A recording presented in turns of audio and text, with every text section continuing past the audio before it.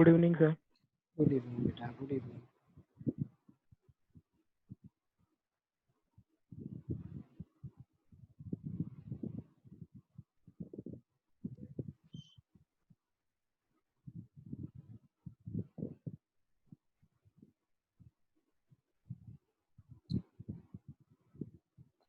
Okay, last time हमने जो discussion किया था वो ये वाला किया था क्वेश्चन। नोट लिख रहे थे हम लोग। Let's continue with this note. Note में क्या लिखा है? Adjoint of a lower triangular matrix is also a lower triangular matrix. First thing. Next, determinant value is the multiplication of diagonal elements.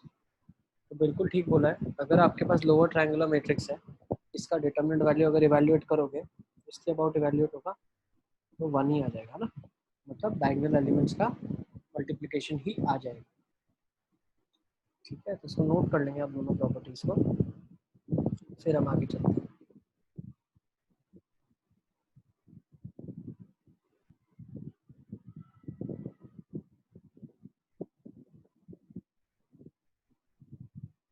चले आगे।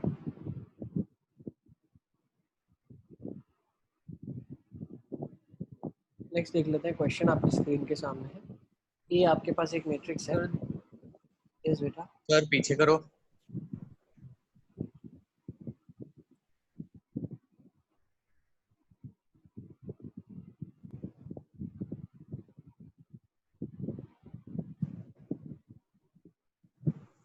हाँ sir.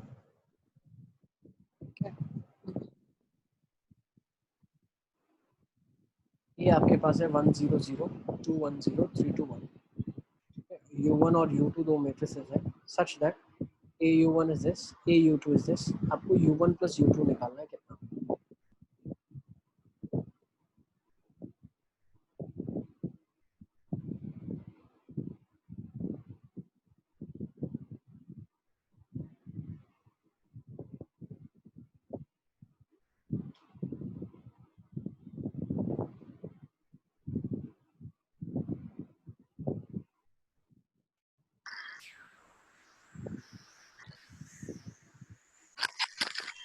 Good evening sir.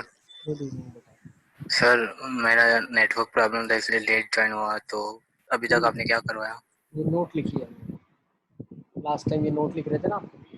Adjoint of lower triangular matrix is also lower triangular matrix, और determinant value क्या होगी? Diagonals का multiplication ही होगी। ये note लिखी है हमने दो। ठीक है सर।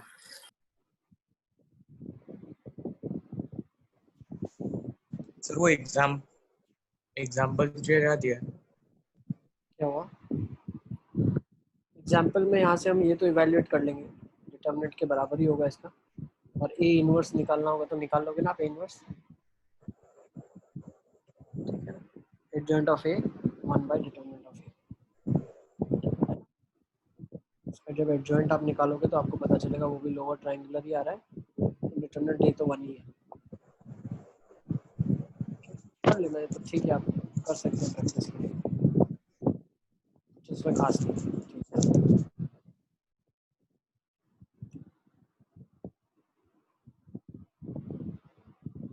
नेक्स्ट आ जाते हैं इस पे। ए आपको दिया हुआ है, u1 u2 दो मैट्रिसेस ऐसे हैं जिनका ये चीज़ दिया हुआ है, तो आपको निकालना है।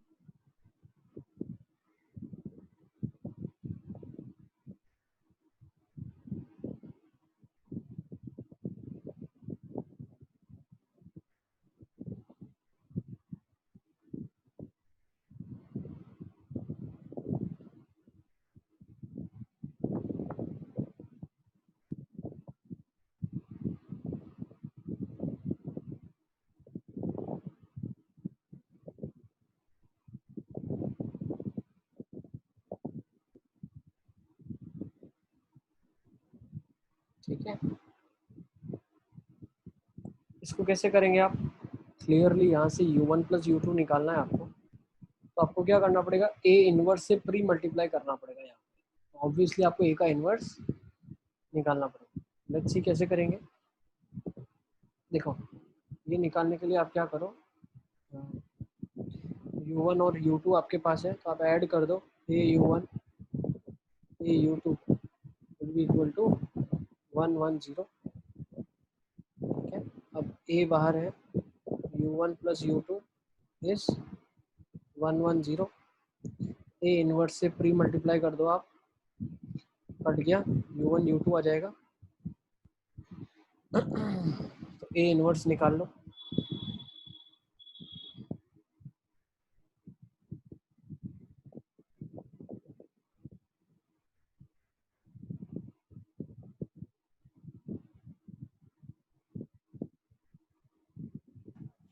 सर ये स्टार्टिंग से, इनवर्स तो स्टार्टिंग निकालना पड़ेगा पहले, a का इनवर्स निकालना पड़ेगा बेटा। क्वेश्चन कंप्लीट नहीं हुआ है। हमने क्या किया, इन दोनों को ऐड कर दिया, a u1 plus a u2 कर दिया। ये कितना हो गया, हर एक एलिमेंट ऐड होता है,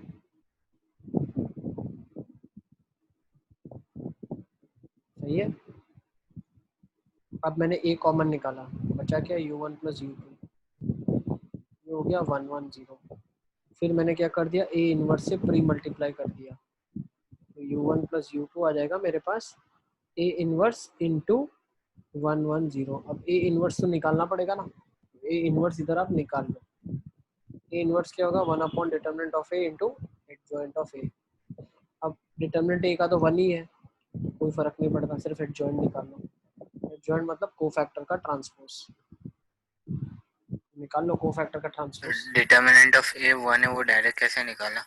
ये लिखा ना आपने पहले वाले में, प्रॉपर्टी।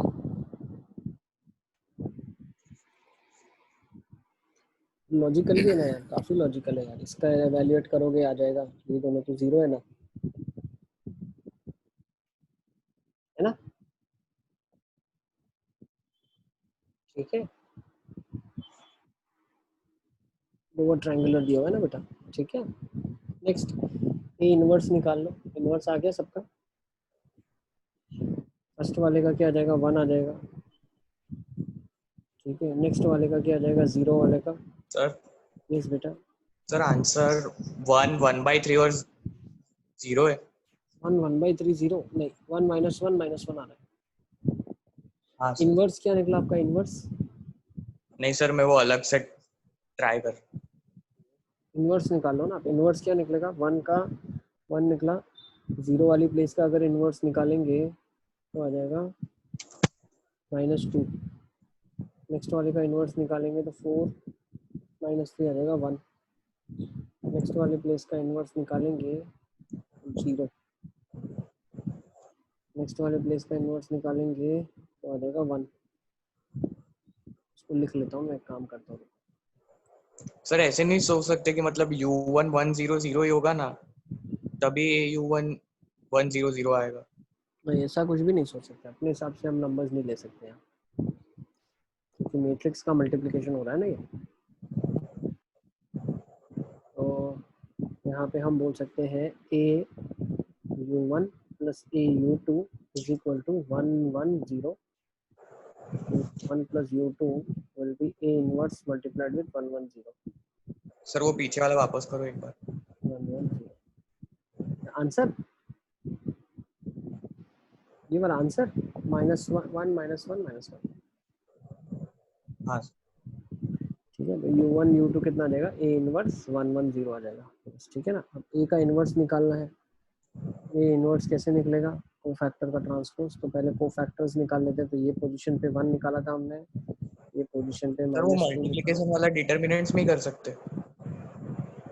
कौन सा मल्टीप्लिकेशन? सर मतलब u1 अगर 100 होता तो आंसर ये आता, वैसे मतलब ऐसा डिटर्मिनेशन वैसा डिटर्मिनेंट्स वाले में ही कर सकते। नहीं, डिटर्मिनेंट में भी ऐसा कहाँ किया था हमने।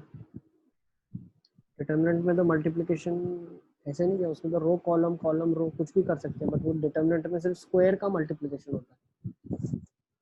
मैट्रिक्स में हम ऐसे कर सकते हैं जिसमें ऑर्डर m क्रॉस n और n क्रॉस p होगा तो आंसर m क्रॉस p आएगा। मैट्रिक्स में सिर्फ इतना होता है, डिटर्मिनेंट में तो ऑर्डर भी सेम होना चाहिए, स्क्वायर मैट्रिक्स होना चाहिए दोनों, वरना सर अगर मल्टीप्लिकेशन U1 और U2 फाइंड करना हो तो कैसे करेंगे? वो नहीं हो सकता। क्या करना है वो U1 और U2 अलग से फाइंड करना हो तो? कर सकते हैं ना, u1 u2 भी कर सकते हो ना बेटा, इसमें a इनवर्स से प्री मल्टीप्लाई कर दो ना आप, निकल आएगा ना। पर तुमको u1 प्लस u2 बोला तो डायरेक्टली u1 प्लस u2 निकालो ना, u1 अलग से निकालो, मल्टीप्लाई करो a इनवर्स, फिर नहीं उसमें सर, करो। ऐसे पूछा हो तो इसलिए पूछा। निकाल सकते हैं ना, सब कर सकते हैं। पहले इसका इन्वर्स तो निकाल लो यार, बार बार अटक गई गाड़ी तरफ। तो निकाल लेते हैं इन्वर्स जल्दी जल्दी, ठीक है ना। 4 माइनस 3 हो जाएगा 1, ठीक है।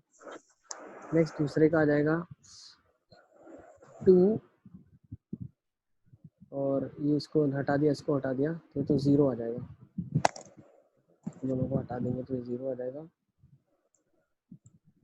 यस। और फिर नेक्स्ट वाले का आ जाएगा आपके पास, इस पोजीशन को हटा देंगे, ये और ये आ जाएगा 1, ठीक है, 1 आ गया। नेक्स्ट वाले का कितना आ जाएगा, ये हटा दिया, ये आ जाएगा, फर्स्ट कम डाउन, ये आ जाएगा -2। नेक्स्ट वाले का आ जाएगा 0, नेक्स्ट वाले का आ जाएगा 0, और नेक्स्ट वाले का आपके पास आ जाएगा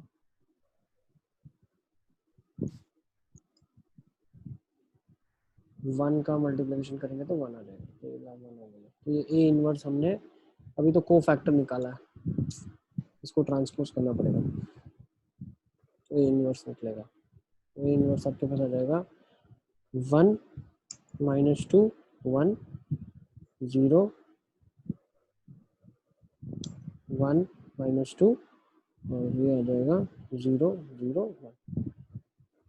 अब ए इनवर्स का मल्टीप्लिकेशन हम इनसे करेंगे तो 1 1 0 से, तो हमारे पास आ जाएगा, this is A inverse. Now when A inverse is multiplied with this you gate u1 plus u2।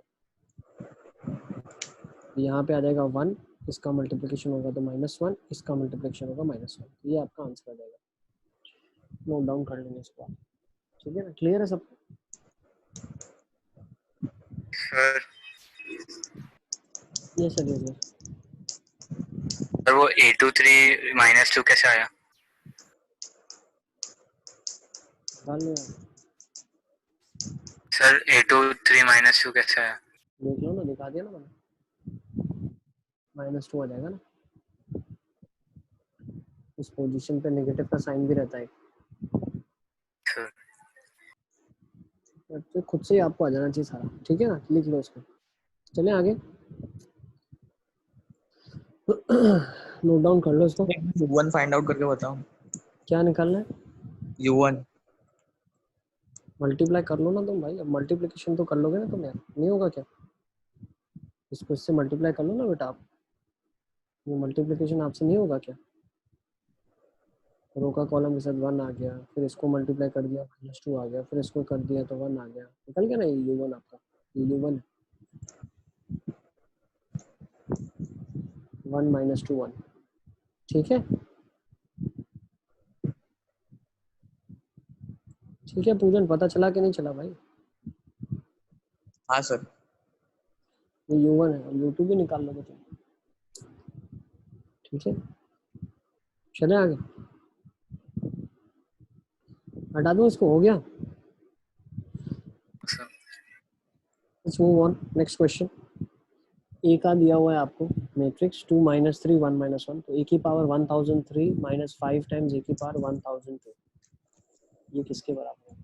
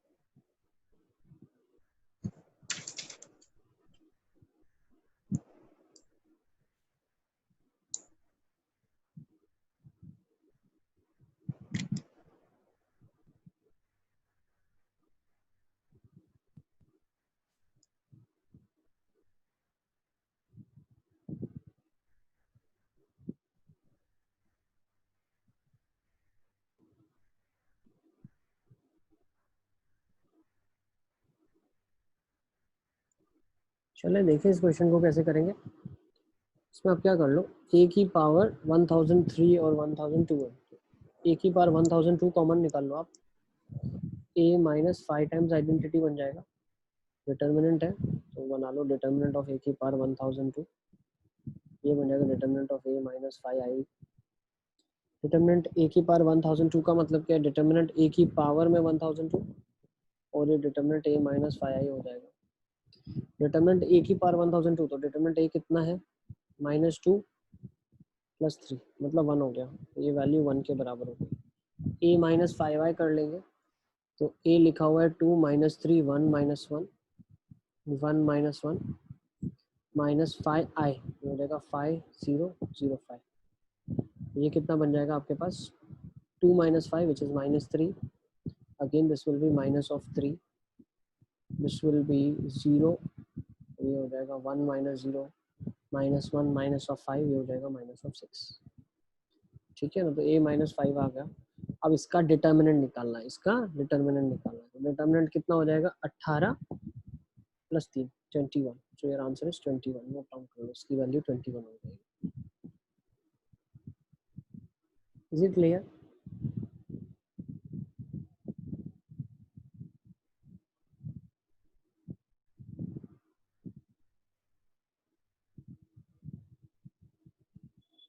Is it clear?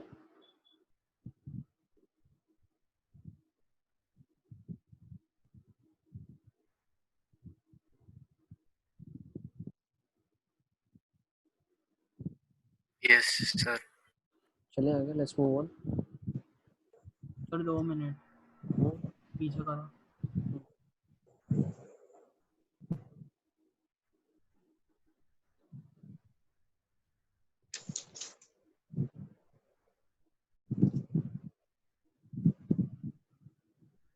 Done sir. Next चीज जो हम पढ़ने वाले हैं वो पढ़ेंगे सिस्टम ऑफ इक्वेशन को सॉल्व करेंगे। अच्छा, इसको करने से पहले देख लेते हैं, चलो देख ही लेते हैं इसको, ठीक है, देख ही लिया जाए, कोई बात नहीं, ये भी कर लेंगे, ठीक है। अब solving system of linear equation, तो पहले आपने लीनियर इक्वेशन का जो सिस्टम है उसको क्रेमर्स रूल से देखा था, ठीक है ना, you had seen bye Cramer's rule, ठीक है ना, कैसे हम सॉल्व करते हैं। अब जो हम मेथड सीखने वाले हैं वो मेथड में क्या होगा, हम इसको पहले तो मैट्रिक्स फॉर्म में लिखेंगे। तो इसको हम मैट्रिक्स फॉर्म में कैसे लिख सकते हैं, तो देखो, अगर कोएफिशिएंट्स को लेके मैं एक मैट्रिक्स बना दूं जो ए मैट्रिक्स बन जाए, अब एक्स वाई जेड एक मैट्रिक्स बन जाए और ये कांस्टेंट से एक मैट्रिक्स बन जाए d1 d2 d3, अगर आप a इंटू एक्स करोगे तो वो d के बराबर ही मैट्रिक्स में आएगा, आप देख सकते हो। लेट्स मल्टीप्लाई, तो होगा क्या, this gets multiplied to this, you get the first element a1x b1y, next a2x, जब ये मल्टीप्लाई होगी इसके साथ, matrix multiplication b2y plus c2z, फिर a3 को मल्टीप्लिकेशन जब इसके साथ करेंगे तो क्या आ जाएगा, a3x plus b3y plus c3z। अब ये क्या है, इक्वेट होगा किसके साथ, देखो हम ax इक्वल टू b कर रहे हैं, तो किसके साथ इक्वेट होगा, d1 d2 d3 के साथ। तो यू शुड अप्रिशिएट डिटरमिनेंट्स में जब हम मैट्रिसेस को इक्वल करते हैं, ये क्या है 3x1 का मैट्रिक्स है, ये क्या है 3 रो 1 कॉलम का मैट्रिक्स है। अब जब दोनों मैट्रिसेस को कंपेयर करेंगे तो हर एक एलिमेंट को कंपेयर करते हैं, तो ये इससे कंपैरिजन होगा तो ये फर्स्ट इक्वेशन बनेगी, ये इससे कंपेयर होगा तो सेकंड इक्वेशन बनेगी, ये थर्ड कंपेयर होगा तो ये थर्ड इक्वेशन बनेगी। सर यस बेटा। Sir ax is equals to b कैसे लिखा, ax is equal to b जो है वो इसके बराबर होगा, ठीक है ना। ये कैसे लिखा, तो ये एक्सप्लेन करने के लिए मैंने आपको दोनों को मल्टीप्लाई करके दिखा दिया, you multiply these two together, ठीक है ना। ये जो रिजल्ट है हम आइडेंटिफाई कर रहे हैं, ये रिजल्ट जो आया है ये कौन से मैट्रिक्स को मल्टीप्लाई करने से आएगा, कौन से मैट्रिक्स को मल्टीप्लाई करने से आएगा, तो आपको मल्टीप्लाई करना है इस मैट्रिक्स को इसके साथ, whereas x is common in all of them, तो फॉर श्योर जो है फर्स्ट एलिमेंट x है, दूसरा y सबके साथ मल्टीप्लाइड है। अब ये जो मल्टीप्लिकेशन हम आइडेंटिफाई कर रहे हैं ये मैट्रिसेस में कर रहे हैं, मैट्रिक्स का मल्टीप्लिकेशन है, डिटरमिनेंट का नहीं है, डिटरमिनेंट का मल्टीप्लिकेशन नहीं है। डिटरमिनेंट में 3x3 का ही मल्टीप्लिकेशन हो सकता है, स्क्वायर का स्क्वायर के साथ, मैट्रिक्स में ऐसा नहीं है। 3x3 का 3x1 के साथ करूंगा तो आंसर क्या मिलेगा? 3x1 मिलेगा। ठीक है, अब याद करो फर्स्ट लेक्चर, जब सबसे पहला लेक्चर था आपका, तब मैंने आपको बताया था a1x plus b1y is equal to c1 है, फिर a2x plus b2y is equal to c2 है।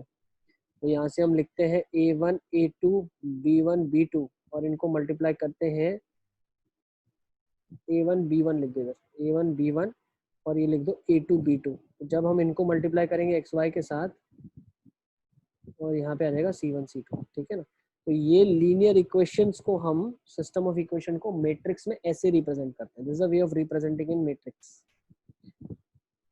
ठीक है, ये इसके साथ मल्टीप्लाई होगी, कांस्टेंट के बराबर होगी तो फर्स्ट इक्वेशन ट्रेस आउट हो जाएगी। सेकंड रो फर्स्ट कॉलम के साथ मल्टीप्लाई होगी, इससे इक्वेट हो जाएगी, तो सेकंड आपके पास इक्वेशन ट्रेस आउट हो जाएगी। ठीक है, तो लिखने का तरीका है ये। मैट्रिक्स को हम इस तरीके से लिख ही इसलिए रहे ताकि इक्वेशंस को हम ट्रेस आउट कर पाए इसके अंदर। अब ये कैसे मदद करेगा आपको इनवर्स निकालने के लिए? अब ये कैसे मदद करेगा सॉल्व करने के लिए सिस्टम ऑफ इक्वेशन? ठीक है, ओके, आप चाहो इनको मल्टीप्लाई कर लो और ये जब कंपैरिजन होगा तब पता चलेगा कि ये इक्वेशन इसके बराबर है, ये इक्वेशन इसके बराबर है, ये इक्वेशन इसके बराबर है, ये यही लिखा हुआ है, ये मैट्रिक्स में लिखा है, ये अलजेब्रा में लिखा है। अब हम अगर मैट्रिक्स मेथड से सॉल्व करना चाहते हैं तो कैसे करेंगे, अब आप वो अंडरस्टैंड करेंगे। इसमें हम क्या करेंगे, जब ax इक्वल टू b है मेरे पास, तो मैं क्या करता हूँ a इनवर्स से प्री मल्टीप्लाई करता हूँ। किससे मल्टीप्लाई करता हूँ? a इनवर्स से। तो यहाँ से क्या आ जाएगा, x is equal to a inverse b। मतलब जब इनवर्स आपने b से मल्टीप्लाई कर दिया तो यहाँ पे सीधा सीधा आपके पास x आ जाएगा, और x आपका क्या है, xyz है। ये क्या है, xyz है। तो जब आप सॉल्विंग करोगे तो जो दो मैट्रिसेस का मल्टीप्लिकेशन आप इधर करोगे सॉल्व, तो उसके बाद मान लो आपको आंसर मिला 5 3 7, तो यहाँ से हम सीधा कंपेयर करके बता सकते हैं कि भाई x का वैल्यू 5 है, y का वैल्यू 3 है, z का वैल्यू 7 है। तो ये मैट्रिक्स मेथड है सॉल्विंग का। देख लेते हैं, क्वेश्चंस करेंगे तो ज्यादा हमको आइडिया जाएगा। ठीक है ना, तो अब देखते हैं कैसे इसको करेंगे। देखो, तो फॉर एग्जांपल शुरू करते हैं यहाँ से, एक क्वेश्चन ही ले लेते हैं पहले का। ठीक है ना, इसको मैट्रिक्स में लिखना है, तो मैट्रिक्स में मैं कैसे लिखूंगा भाई, 5 3 1 2 1 3 1 2 4। ठीक है ना, ये मेरे पास मैट्रिक्स है। इसका अगर मल्टीप्लिकेशन XYZ से मैं कर देता हूँ तो मेरे पास आंसर आ जाएगा 16 19 एंड 25। ठीक है ना, अब मुझे क्या करना है, a इनवर्स से प्री मल्टीप्लाई करना है। अंडरस्टैंड, ये a है, x है, ये b के बराबर है। मैं a इनवर्स से अगर प्री मल्टीप्लाई करता हूँ तो x क्या आ जाएगा मेरे पास, a इनवर्स b आ जाएगा। x क्या आ जाएगा, a इनवर्स b आ जाएगा। Is it clear? तो यहाँ से मैं क्या बोलता हूँ, अब आपको क्या करना है, क्वेश्चन के अंदर आपको क्या करना है, आपने जब ax equal to b trace out कर लिया है, अब सिस्टम को सॉल्व करने के लिए, x निकालने के लिए आप क्या करो, इसका इनवर्स निकाल लो, फटाफट फटाफट a इनवर्स निकाल लो और a इनवर्स और b को मल्टीप्लाई कर दो। ठीक है ना, यहाँ a इनवर्स निकाल लो, x क्या है, a इनवर्स b है, तो a इनवर्स निकालो यहाँ पे और b से मल्टीप्लाई कर दो, जो कि है 16 19 और 25। ठीक है ना, तो फटाफट फटाफट मुझे बता दो इनवर्स क्या आ रहा है आपका।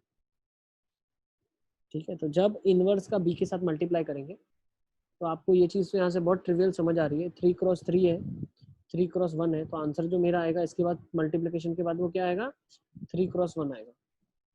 अब 3 क्रॉस 1 मतलब 3 इधर सीधे सीधे एलिमेंट दिखेंगे। ठीक है ना, 3 एलिमेंट दिखेंगे और x क्या है अपना, XYZ है। तो फर्स्ट प्लेस पे जो आंसर आएगा वो x की वैल्यू होगी, सेकंड प्लेस पे y होगी और थर्ड पे z होगी। बहुत आसान है आई गेस, है ना? कुछ डिफिकल्ट लग रहा है क्या इसको समझने में? मैट्रिक्स में ax इक्वल टू b लिख दिया, a इनवर्स से मल्टीप्लाई कर दिया, तो सीधा सीधा x is equal to a inverse b आ गया। तो क्या आप लोग इनवर्स निकाल सकते हो इसका? क्या आप लोग इनवर्स निकाल पाओगे इसका, या मैं निकालूं? बताओ, निकालोगे inverse? Let's find it out. निकालो इनवर्स। आप निकालो। ए क्या है तुम्हारे पास? नहीं निकालो तो मैं खुद ही पढ़ लेता हूँ ना बेटा, तुम क्या करोगे यहाँ पे बैठ के? इनवर्स निकालो ना, इनवर्स निकालने नहीं आता क्या तुमको? क्लास में सिखाया तो था। ए इनवर्स कैसे निकालते हैं? 1 upon determinant of A into adjoint of A. हाँ, तो तुमको क्या चूड़ियां पहनी क्या तुमने?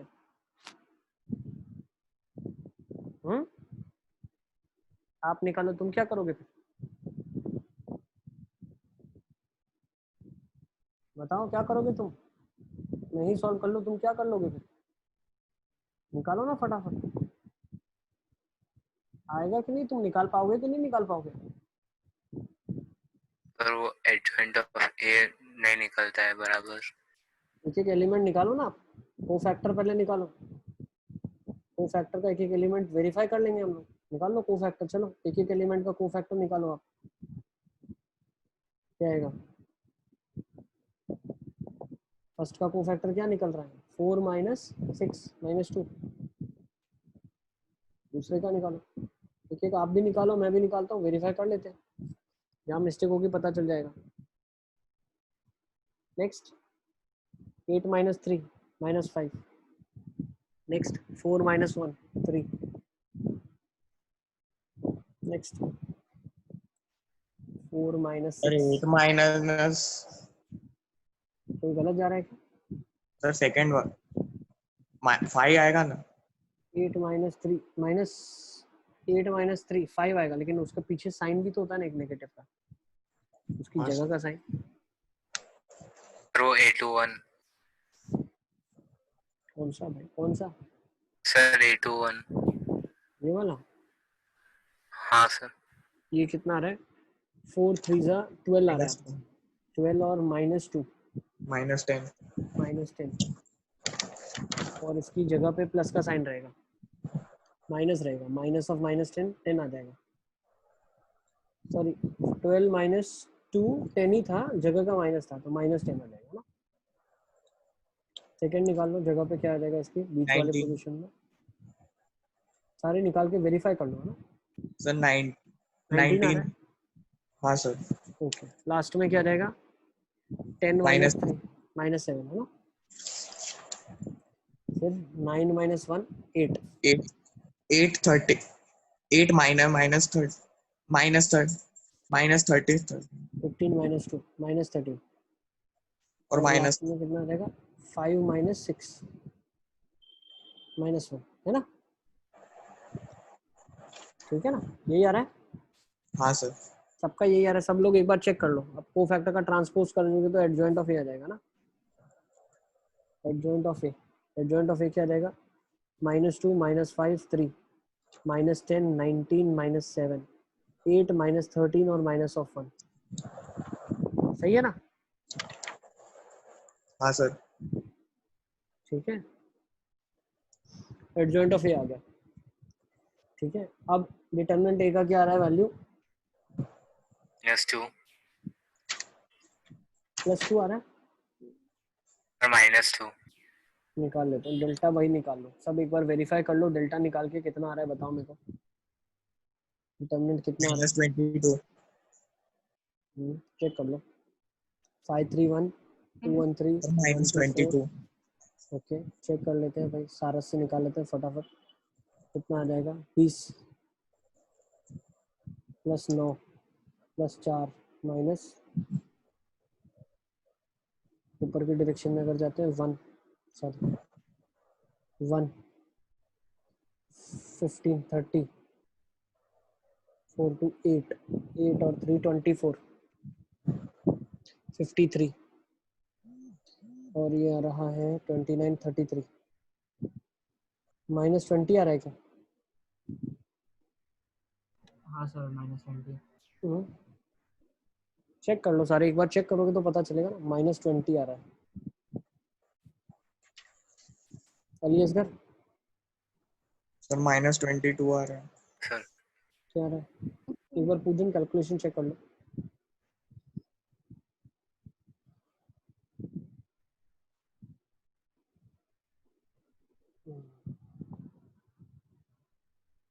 पता नहीं। क्या आ रहा है टेंसी का? क्या आ रहा है टेंसी? जय का भी -22 आ रहा है बोल रहा है। सर माइनस 22 ही आ रहा है। अच्छा, एक बार इधर से भी निकालो तो 4 माइनस 6 -2। माइनस 3 इंटू 8 माइनस 3 और प्लस वन -10 -15, हाँ हाँ हाँ -22 ही आ रहा है एक्चुअली। हाँ सर। हमने कैसे निकाला पता है? अभी मैंने ऐसे सोचा ये एलिमेंट्स को इसी के कोफैक्टर से मल्टीप्लाई कर देता हूँ तो डेल्टा आ जाएगा, है ना?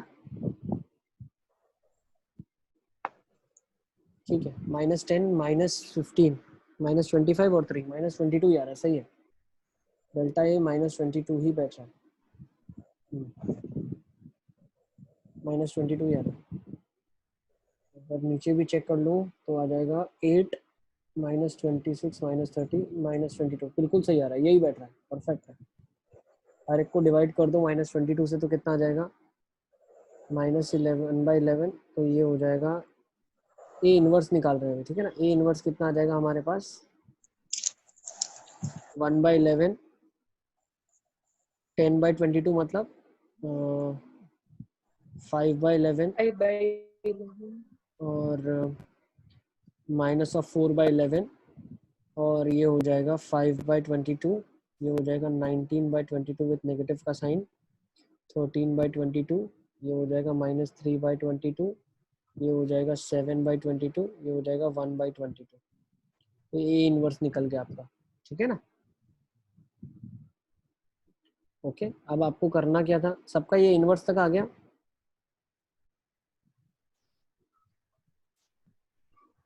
-22 से डिवाइड कर दिया हमने,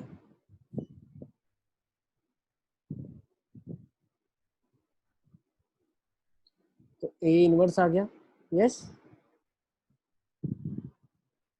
अब आपको करना क्या है भाई? ax = b था, x = a इनवर्स b हो गया। x a इनवर्स b के बराबर है, मतलब a इनवर्स को किससे मल्टीप्लाई करना है? 16, 19 और 25 से करना है। तो जब अब ये मल्टीप्लिकेशन करूंगा तो क्या होगा? This is to be multiplied by this, तो कर लेते हैं हम लोग। तो कितना आ जाएगा?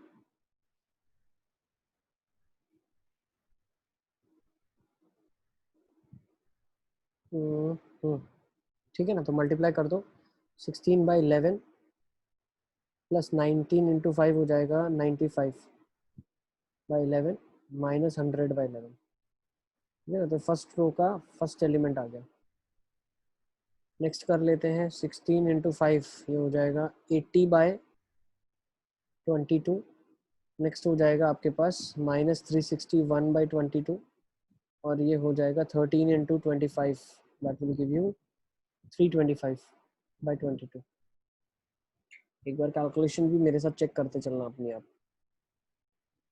ये हो जाएगा -48/22, 7 × 19 आपके पास हो जाएगा 70 और 63, 133/22 और ये हो जाएगा 25/22, ठीक है? तो जब मैं इसको सारे एलिमेंट्स को सिंप्लीफाई कर लूँगा, सारा एडिशन में है ना, दो के बीच में एडिशन है।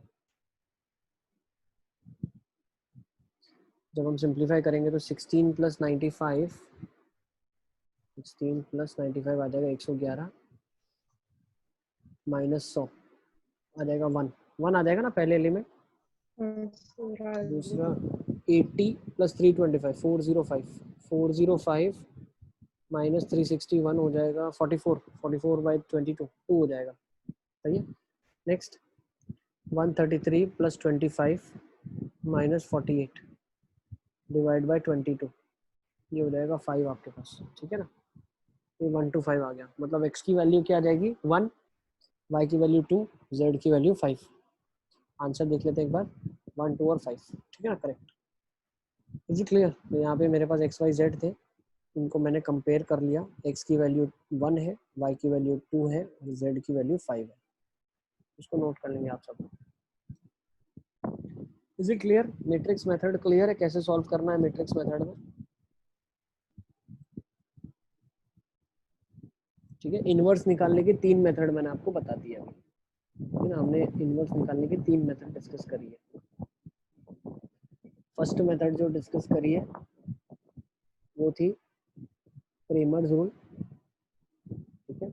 दूसरी मेथड जो हमने देखी थी मैट्रिक्स की वो थी, इक्वेशन दी हुई थी आपको, है ना? और तीसरी मेथड अब मैंने बता दी है, matrix method of solving system of equation, इसको हम गॉस जॉर्डन मेथड भी बोलते हैं। तो क्या क्वेश्चन को हटा सकता हूँ मैं, सबने मेरे साथ किया है तो, यस सर। है ना, साथ ही में सॉल्व कर रहे थे। अब इसमें कब सॉल्यूशन निकलेगा कब नहीं निकलेगा उसको भी एक बार अंडरस्टैंड कर लेते हैं थोड़ा डिटेल में। ठीक है, तो ये मेथड ऐसे करेंगे आप, मैं एक बार रिकैप करवा देता हूँ।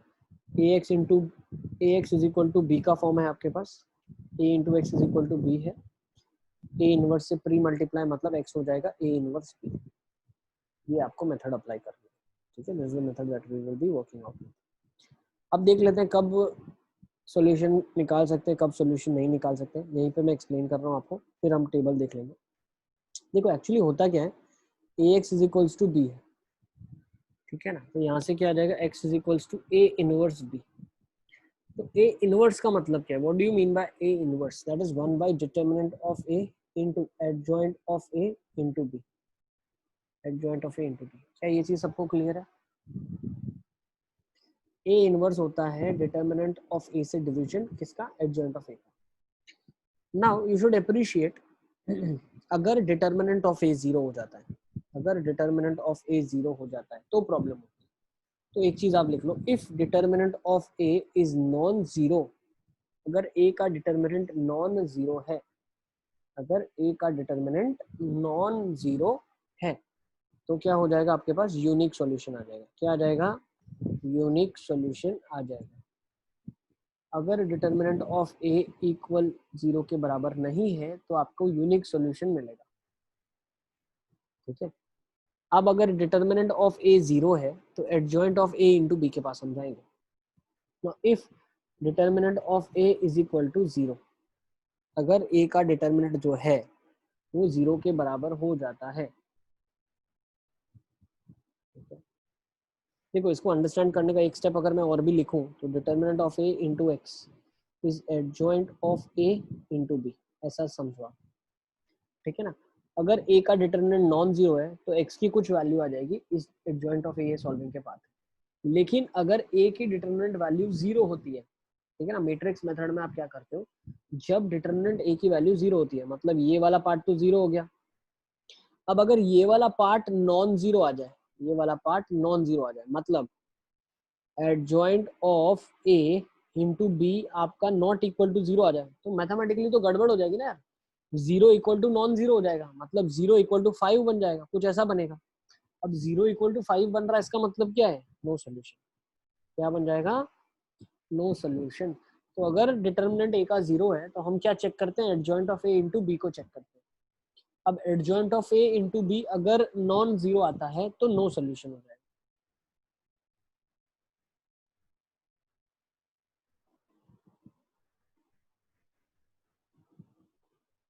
जब भी हम बात करते हैं IIT JEE में या मेंस में, जब भी क्वेश्चन आएगा मैं तो हमेशा क्रेमर से ही करूंगा, but this is for the sake of completion of school portion. School में ये मेथड है, NCERT में मेथड है, ठीक है ना, तो हम इस मेथड को भी पूरा अच्छे से समझेंगे देखेंगे, ताकि आपका कुछ पार्ट बचे ना।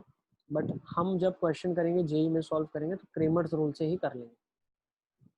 ठीक है, ओके।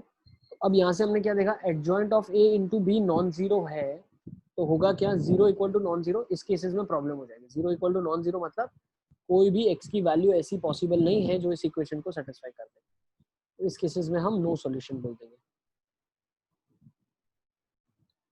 ठीक है, इज इट क्लियर? ओके। अब अगर adjoint of a into B भी 0 हो जाता है, ध्यान रखना, बहुत ध्यान से समझना आप।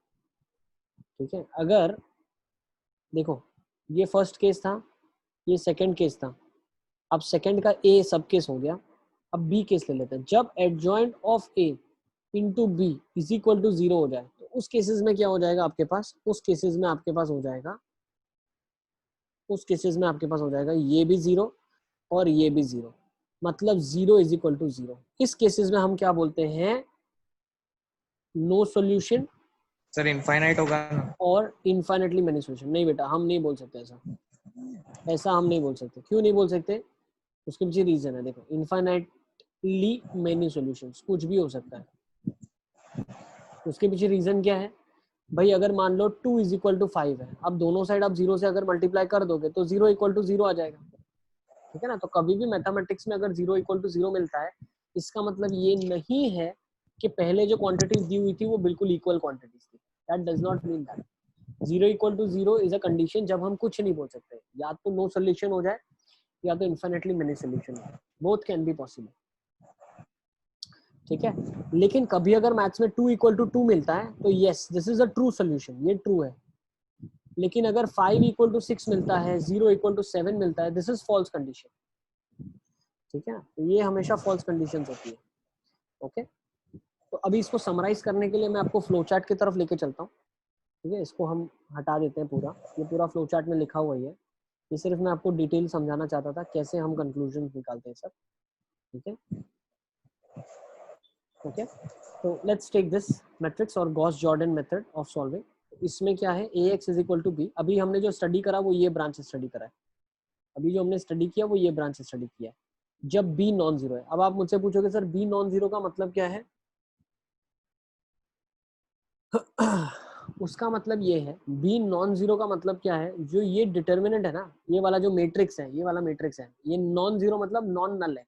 मतलब जो मैं सिस्टम में b लिखता हूँ, b क्या लिखता हूँ, देखो ये b लिखता हूँ, ये जीरो के बराबर नहीं है, जिसके लिए हम ऐसा अभी तक बोल पढ़ रहे थे। सर मतलब ऐसा बोल सकते कि non homogeneous. Homogeneous, non homogeneous, ठीक है ना, non homogeneous system of equations. ठीक है ना, अगर b जीरो हो जाता है तो क्या हो जाएगा, बिल्कुल सही बोला आपने, homogeneous।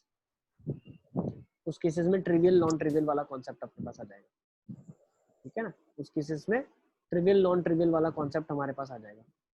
ठीक है, तो आ जाते हैं। तो अभी तक जो मैंने आपको बताया वो सारा नॉन होमोजीनियस के लिए बताया। नॉन होमोजीनियस में अगर डिटरमिनेंट नॉट जीरो है तो इनवर्स एग्जिस्ट करेगा और x is equal to a inverse b आ जाएगा। लेकिन अगर adjoint of a into B is equal to zero आ जाता है अपने पास, अगर adjoint of a into B is equal to zero आ जाता है, तो इस केसेस में क्या हो जाएगा, इनकंसिस्टेंट और नो सोल्यूशन। इनकंसिस्टेंट और नो सोल्यूशन। और इधर एक सेकेंड इसको लिख दो, कंसिस्टेंट लिखा है जहाँ पे, ठीक है ना, यहाँ पे एक चीज मेंशन कर दो, adjoint of a into B अगर जीरो आता है, इस केसेस में हम कुछ नहीं बोल सकते, इसमें हम एकदम चुप्पी साध लेंगे, हमें पता नहीं है। वो हम कैसे बताएंगे, या तो प्लेन पैरेलल होगा या तो प्लेन, इसका भी मैंने एक अच्छे से पीछे सेक्शन बनाया है जो आपको बहुत ही अच्छे से मैं एक्सप्लेन करूंगा। Adjoint of a into B अगर जीरो आ जाता है तो इस केसेस में हम कुछ नहीं बोल सकते, कैन हैव इनफाइनेटली मैनी और नो सोल्यूशन। ठीक है ना, या नो सोल्यूशन। ठीक है, तो इस फ्लो चार्ट को आप बना लो, फटाफट बना लेंगे।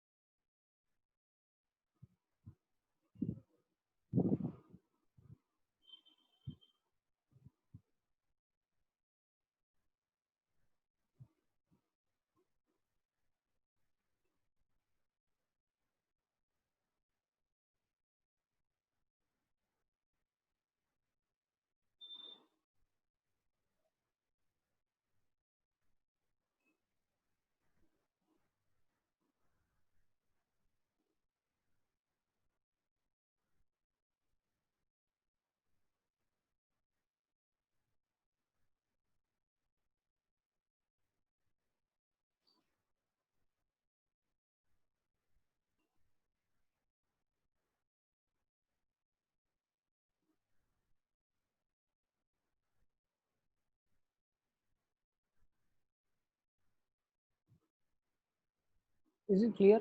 क्या सबको क्लियर है? ये वाली चीज ध्यान से लिखना, ठीक है, यहाँ लिख देना, इनफाइनेटली मेनी सोल्यूशन और नो सोल्यूशन आएगा इस केसेस में। ठीक है ना, there should be infinitely many और no solution.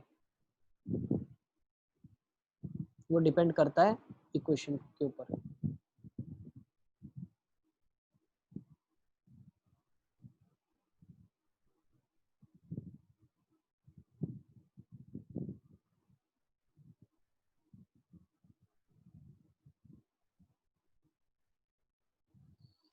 Is it clear?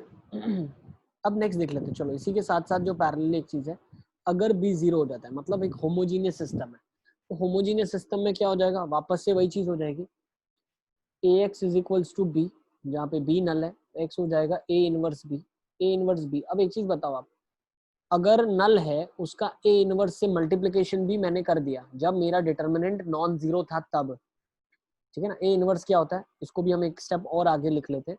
Determinant of A into x is equal to, ये आपने लास्ट स्टेप में लिखा था, adjoint of A into B, है ना, ब्रैकेट लगा दो, एडजॉइंट ए बी का नहीं है, एडजॉइंट ए का है और फिर वो बी से मल्टीप्लाइड है।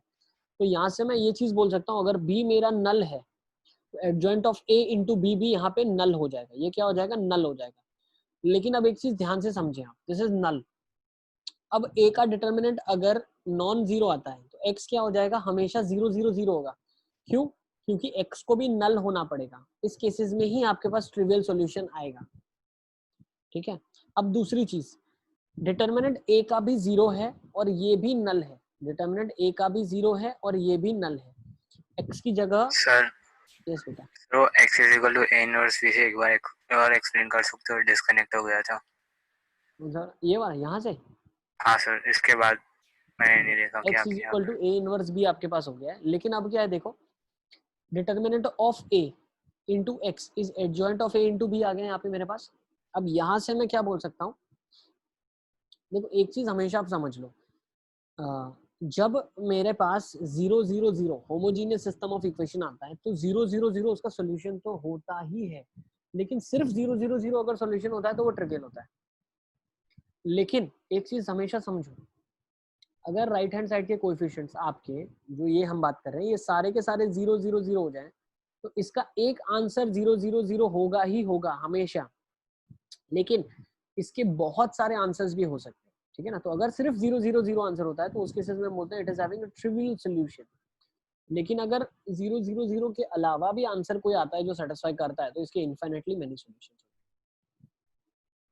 मतलब एक चीज हमेशा समझो, अगर राइट हैंड साइड आपका 0 है तो हमेशा सॉल्यूशन एग्जिस्ट करेंगे ही करेंगे, ऐसा एक भी केस नहीं होगा होमोजीनियस का कि सॉल्यूशन एग्जिस्ट नहीं करेगा। ठीक है। तो अब मैं यही आपको एक्सप्लेन कर रहा था कि x डिटरमिनेंट a का अगर 0 हो जाता है आपके पास तो उस केसेस में क्या हो जाएगा, ये क्वांटिटी 0, अब x की आप इनफिनिटली कोई भी वैल्यूज आप डालो हमेशा 0 इंटू एनीथिंग 0, और राइट हैंड साइड तो नल ही बन रहा था। तो इस केसेस में आपके पास इनफिनिटली मेनी सॉल्यूशन। अब इनफिनिटली मेनी सॉल्यूशंस का मतलब क्या होता है, इनफिनिटली मेनी सॉल्यूशंस का मतलब ये होता है आपको एक लाइन मिलती है जो 0 0 0 से पास कर रही है। ठीक है ना, एक लाइन मिलेगी जो 0,0 से 0 0 0 से पास करेगी। मतलब अगर 3D प्लेन की हम बात करें, 3D में बात करें तो ओरिजिन से पास होने वाली आपको एक लाइन मिलेगी। तो इंटरसेक्शन तीनों प्लेन का एक लाइन हो जाएगी। ठीक है, ओके। ये सारा मैं आपको 3D के तरफ से भी बताऊंगा पीछे। ठीक है ना। तो अभी एक चीज आप ध्यान से समझ लो, ये फ्लो चार्ट को फॉलो करेंगे हम हमेशा। तो फ्लो चार्ट क्या बोलता है, Ax is equal to B, तो x हो जाएगा A inverse b। A inverse निकाल लेंगे, चेक करेंगे एग्जिस्ट करता है कि नहीं। मतलब अगर डेल्टा 0 हो जाता है तो इनवर्स एग्जिस्ट नहीं करता है, तो उस केसेस में हम क्या करते हैं, adjoint of A into B check करते हैं। अगर वो 0 हो जाता है तो भी हम कुछ नहीं बोल पाएंगे, अगर नॉन 0 होगा तो इनकंसिस्टेंट, नो सोल्यूशन। ठीक है। सिमिलरली यहाँ से हमने ये समझ लिया कि अगर होमोजीनियस है तो उसमें भी क्या करूंगा, डेल्टा चेक करूंगा। अगर डेल्टा 0 होता है तो इनफाइनेटली मेनी सोल्यूशन, अगर डेल्टा नॉन 0 होता है तो unique trivial solution. I guess Cramer's rule से आप इसको पूरी तरीके से रिलेट कर सकते हो। ठीक है, क्रेमर्स में भी हम यही करते थे, delta equal to 0, delta not equal to 0। ठीक है ना। तो उसके केसेस में अगर नॉन ट्रिवियल सॉल्यूशन बोलता था आपको क्रेमर्स में, तो आप क्या बोलते थे, नॉन ट्रिवियल सॉल्यूशन कब आएगा क्रेमर्स के अंदर, जब डेल्टा इक्वल टू 0 हो जाएगा। ठीक है। तो जिन्होंने पहले अच्छे से बिल्कुल समझा हुआ है क्रेमर्स रूल, उनको बहुत अच्छे से समझ आ जाएगा सारा। चलें आगे, should we move on?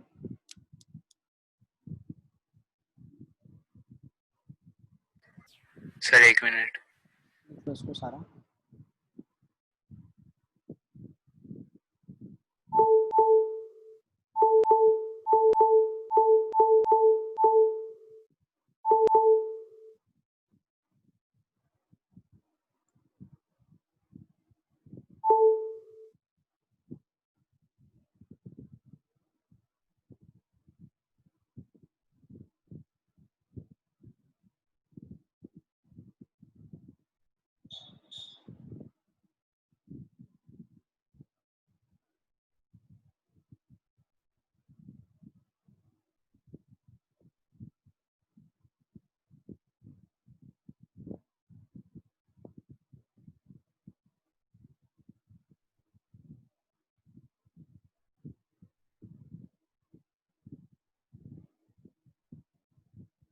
Sir done. ठीक है, चले आगे। हाँ सर। ओके,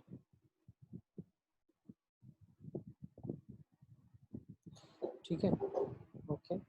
नेक्स्ट क्वेश्चन ले लेते हैं। Let's solve this question. ये क्वेश्चन आप लोग करके देख लो फटाफट फटाफट।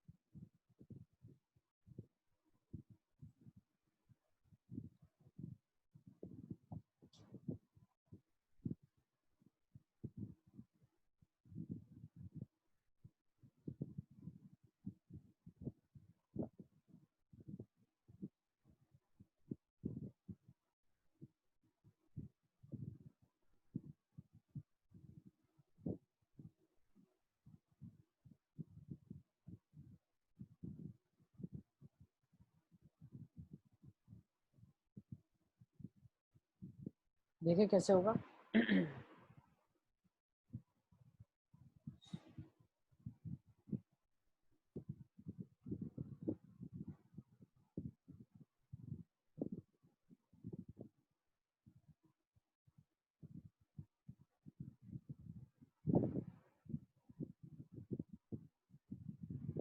ये क्या हो गया मेरे पास, 2 1 1 1 3 माइनस ऑफ 1 3 1 माइनस 2। ये मेरे पास ये आ जाएगा। ये इनवर्स क्या आ रहा है,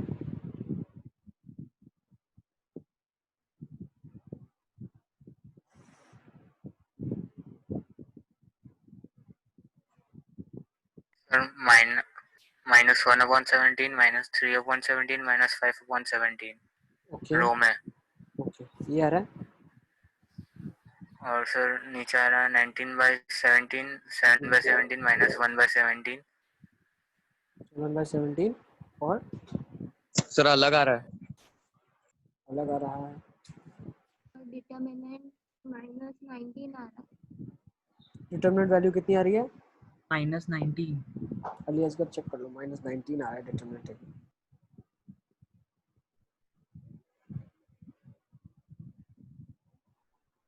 -19 आ रहा है।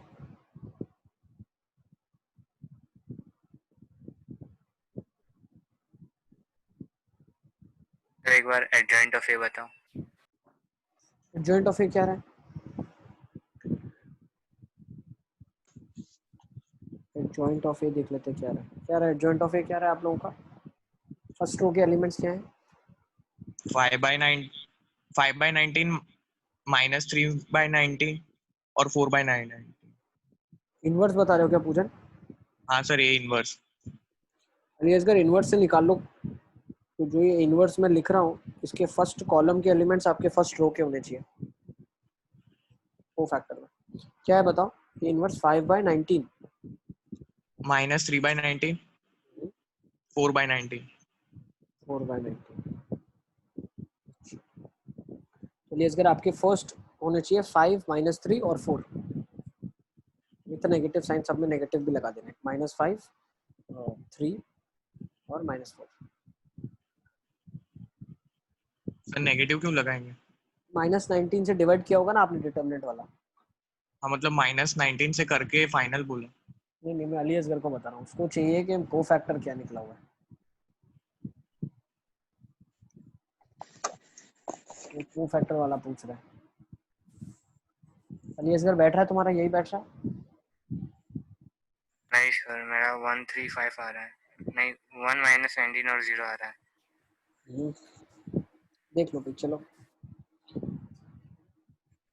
को फैक्टर मैट्रिक्स बना लेता हूँ मैं, ठीक है ना। को फैक्टर मैट्रिक्स क्या जाएगा, -6 + 1 -7 आ रहा है, एक सेकंड, -6 + 1 तो -5 आएगा, हाँ सर, तो पहला +1 -5 आएगा ना। दूसरा इसको और इसको हटा देंगे हम, तो क्या आ जाएगा मेरे पास, -2 + 3 -2 + 3 -1 आ जाएगा यहाँ पे, पोजीशन का भी एक नेगेटिव, ठीक है। नेक्स्ट वाले का क्या आ जाएगा आपके पास, माइनस 1 -9 -8, सही है। नेक्स्ट देख लेते हैं क्या आ जाएगा, नेक्स्ट आ जाएगा -2 -1 तो -3 आ जाएगा 3। नेक्स्ट वाले में क्या आ जाएगा, -4 और आ जाएगा -3 हो जाएगा -7। नेक्स्ट आपके पास क्या आ जाएगा, 2 -3 2 -3 मतलब -1 माइनस माइनस प्लस तो 1 आ जाएगा। लास्ट में आ जाएगा -1 -3 मतलब -4। नेक्स्ट आ जाएगा -2 -1 -3 माइनस ऑफ माइनस +3 हो जाएगा यहाँ पे। और लास्ट में आ जाएगा 3 to the 6 और -1 हो जाएगा, 6 - 1 5। ये आ जाएगा को फैक्टर। अली असगर देख लो, ये आ रहा है को फैक्टर। अभी तुम्हारे को फैक्टर तुम मैच कर लो। सर मतलब मेरा राइट ही है वो ऊपर। सही है ना, ठीक है ना। अब इनवर्स के लिए क्या करो, -19 से डिवाइड करके लिखते जाओ। नहीं सर, पहले एडजॉइंट निकालेंगे। उल्टा करके लिखो ना, ट्रांसपोज में लिखने का ऑर्डर ट्रांसपोज में रखो। जैसे मतलब इसको लगा रहा हूँ ना, तो इधर लिख दूंगा मैं, ठीक है ना। तो ये हो जाएगा 1/19 7/19 और -3/19 यही बैठ रहा है। इसमें हाँ आ जाएगा 8/19 -1/19 और ये हो जाएगा -5/19। ये आपका बन रहा है, देखो सबका यही बन रहा है, हाँ सर। है ना। ये इनवर्स बी करते हैं हम लोग। तो बी मतलब क्या आएगा यहाँ पे, मल्टीप्लिकेशन। बी क्या आ जाएगा यहाँ पे, बी आ जाएगा यहाँ पे आपके पास मल्टीप्लिकेशन में 2 5 6, ठीक है। जब इसका मल्टीप्लिकेशन करोगे तो किस क्या आ जाएगा, रिजल्ट क्या आ रहा है आपके पास, 5 तो आ रहा है 10 10 -15 -5 + 24 19/19 1 आ रहा है पहले का, 1 आ रहा है। हाँ सर। दूसरे का देख लेते हैं, 2 -35 2 + 35 37 और 37 और -18। तो दूसरे का भी 1 आ रहा है क्या। हाँ सर। तीसरे का देख लेते हैं, 16 -5 -30 -1 आ रहा है ना।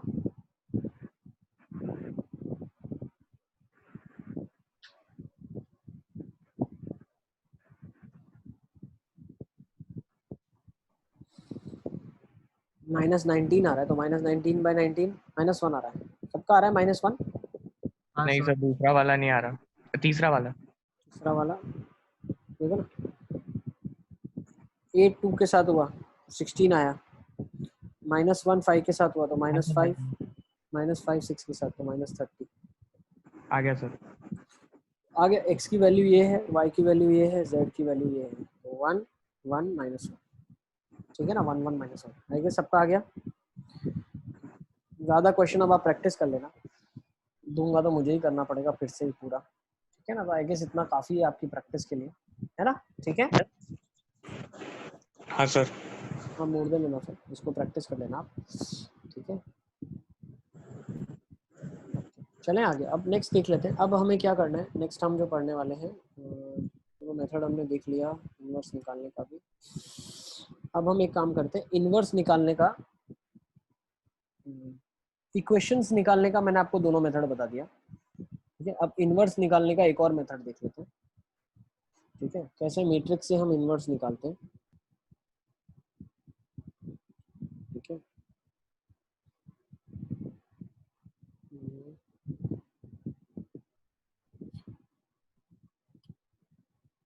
यस, डिटरमिनेंट शुरू करने से पहले लास्ट टॉपिक यही था।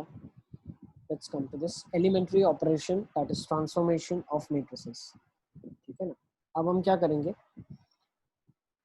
मैट्रिक्स के अंदर कैसा हम ट्रांसफॉर्मेशन करेंगे ताकि हम इन्वर्स निकाल पाए। देखो इन्वर्स निकालने का अभी तक मैंने आपको जो मेथड बताया, फर्स्ट मेथड था determinant A adjoint A inverses adjoint A divide by determinant of A, ठीक है ना।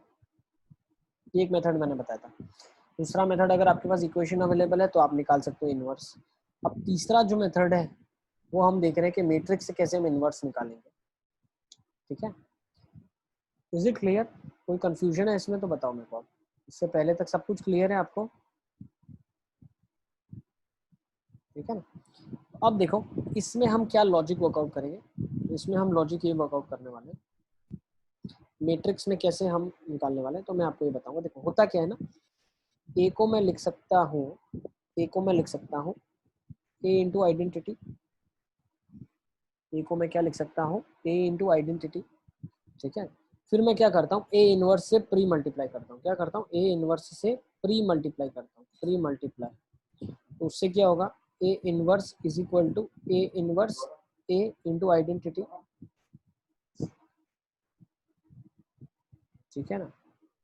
Is it clear?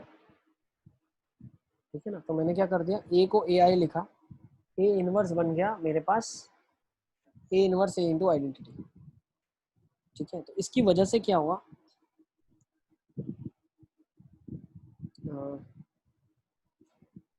देखो एक सेकंड थोड़ा सा, सर प्री मल्टीप्लाई ए माइनस से करते वो ए किधर गया, लेफ्ट हैंड साइड वाला। वही मैं बता रहा हूँ, एक सेकंड। हम क्या कर रहे हैं, पोस्ट मल्टीप्लाई करेंगे, ए इज इक्वल टू ए आई है, ठीक है ना। तो मैं क्या करूँगा, पोस्ट मल्टीप्लाई करता हूँ। अगर प्री मल्टीप्लाई करूँगा तो दोनों साइड आइडेंटिटी बन जाएगा। फिर इससे पहले आपने क्या करवाया? कुछ भी नहीं करवाया बेटा, हम अभी नया टॉपिक ही शुरू कर रहे हैं। हाँ सर, वो नए टॉपिक से मैं नहीं था, जो आपने नीचे स्लाइड करी थी ना, वो 80 वाली स्लाइड से। हाँ नहीं, अभी लास्ट क्वेश्चन जो मैंने करवाया वो किया आपने मेरे साथ क्वेश्चन? हाँ सर, वो कर दिया। बस वो क्वेश्चन ही लास्ट हमने किया। अभी इसके बाद हम देख रहे हैं किस मेथड से हम इनवर्स निकाल पाएंगे मैट्रिक्स में, ठीक है ना। मैट्रिक्स को इनवर्स, मैट्रिक्स में इनवर्स निकालने का दूसरा मेथड हम देखें।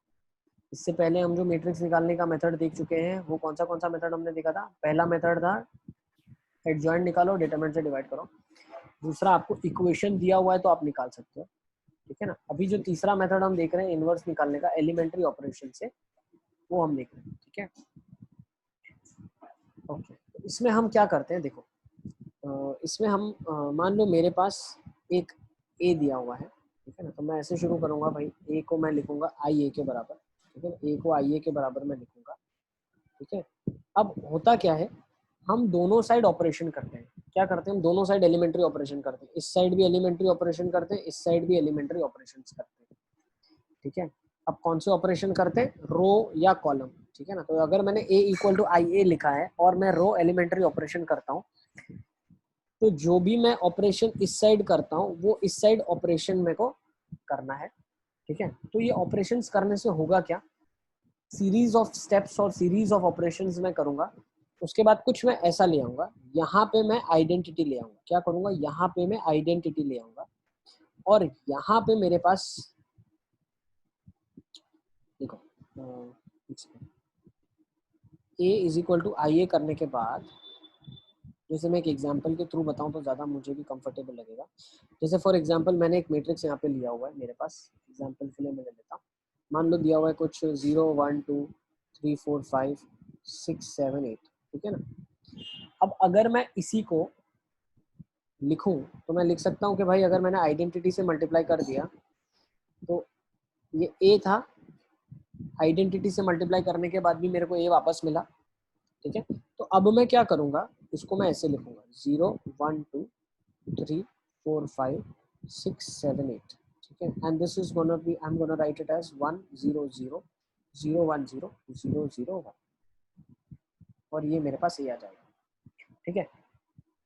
मान लो आपको इसका इनवर्स निकालना है, क्वेश्चन है you have to find inverse of this, ठीक है ना, फाइंड इनवर्स ऑफ दिस। ये बहुत इंपॉर्टेंट है, 6 मार्क्स का स्कूल एग्जामिनेशन में पूछ सकते हैं। जेई के लिए बिल्कुल काम की चीज नहीं है, not at all important from JEE point of view और मेंस पॉइंट ऑफ व्यू, ठीक है। But school examination point of view very important, can be asked for 6 mark question और अ 4 मार्क क्वेश्चन, ठीक है ना। अब हमें क्या दिया हुआ है, मैट्रिक्स दिया हुआ है और वो क्वेश्चन लिखेंगे। देखो ये थोड़ा सा डिफिकल्ट मेथड है, तो स्पेशली लिखा जाएगा कि obtain the inverse of the following matrix using elementary operation, ऐसा लिखा जाएगा मैट्रिक्स का यूजिंग एलिमेंट्री ऑपरेशन। तो आपको इस मेथड से निकालना है। अगर नहीं लिखा हुआ है, ठीक है ना, नहीं लिखा हुआ है find the inverse of this, तो आप directly adjoint of A divide by determinant of A वाली मेथड से इनवर्स निकाल लेना। और जो हमने एक मेथड पढ़ी है वो कब यूज करेंगे, जब आपको इक्वेशन दी होगी, मैट्रिक्स इक्वेशन आपको दिया होगा, जैसे A square minus 2a plus 10 equal to 0 दिया होगा और लिखा होगा हेंस फाइंड ए इनवर्स, जो हमने क्लास में किया था। तो हम इक्वेशन से इनवर्स निकालेंगे। तो हर केस में इनवर्स निकालने का तरीका अलग है, और किस टाइप का स्कूल में क्वेश्चन आता है मैं कैसे निकालूंगा वो यहीं से पता चलेगा। अगर क्वेश्चन में लिखा है find the inverse using elementary operation, तो ये मेथड करोगे जो अभी बता रहा हूँ। और अगर लिखा है कि using hence find A inverse लिखा है, अगर इक्वेशन दी है और हेंस बोला है, तो आप प्री मल्टीप्लाई वाला मेथड लगा के ए इनवर्स डायरेक्टली निकाल सकते हो। और अगर कुछ भी नहीं लिखा है तो आप डिटरमिनेंट वाली मेथड से इनवर्स निकाल सकते हो। अब कुछ भी नहीं लिख के डिटरमिनेंट वाली मेथड से कभी भी इनवर्स निकालने को नहीं पूछेंगे वो लोग, ठीक है। वो मेथड कभी भी नहीं वो निकालेंगे, वो पूछेंगे नहीं, क्योंकि उसका कोई सेंस नहीं है। अगर वो आपसे चाहते हैं कि इनवर्स निकालें तो आपको एलिमेंट्री से ही देंगे। स्कूल की मैं बात कर रहा हूँ, बाकी अगर जेई में क्वेश्चन आता है तो कोई देखने वाला नहीं है आप किस मेथड से निकाल रहे हो, ठीक है। और उसमें भाई इनवर्स निकालने की जरूरत कब पड़ती है, इनवर्स निकालने की जरूरत तब पड़ती है जब अगर आप मैट्रिक्स मेथड से सॉल्व करने की कोशिश करोगे सिस्टम ऑफ इक्वेशंस को। या इनवर्स निकालने की जरूरत कब पड़ेगी, जब आपके पास कुछ ऐसा एक्सप्रेशन जैसे हमने किया a u1 प्लस u2 था, ठीक है ना, कुछ दिया हुआ था तो आपको u1 प्लस u2 निकालना था, उसमें इनवर्स आपको निकालना पड़ा।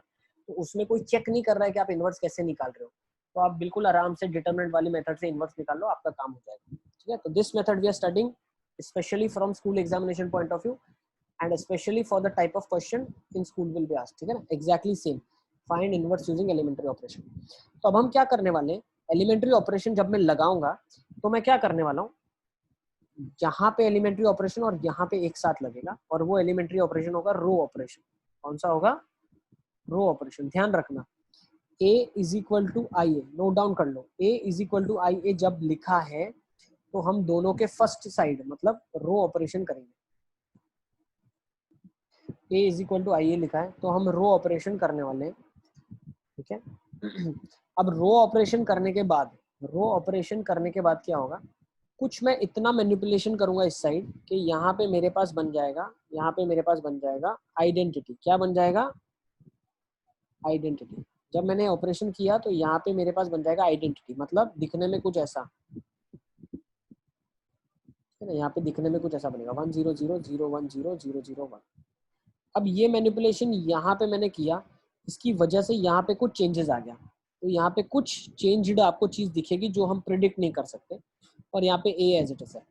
अब मुझे एक लॉजिकल चीज बताओ कि ए का किसी के भी साथ मल्टीप्लिकेशन करेंगे और आइडेंटिटी कब आएगा, जब ये इसका इनवर्स होगा। तो यहाँ से हम बोल देंगे कि भाई ये इसका इनवर्स है। Is it clear. अब एक क्वेश्चन ले लेंगे तो ज्यादा हमको क्लैरिटी आ जाएगी कि एक्चुअली मैं बोलना क्या चाह रहा हूँ, ठीक है ना। तो let's take down a question.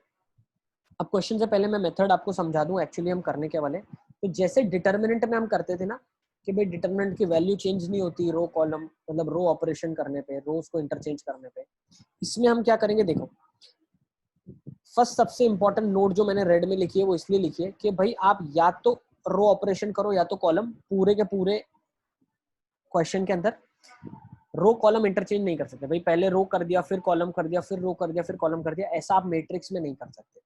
ऐसा डिटरमिनेंट में हम करते हैं बट मैट्रिक्स में ऐसा हम नहीं करते, ठीक है। तो नोट कर लो सबसे पहली इंपॉर्टेंट चीज, ईदर प्रोसीड विद अ रो और a column, not both. Is it clear. Next, तो क्या सबको ये चीज, सबसे पहली इंपॉर्टेंट चीज सबको क्लियर है?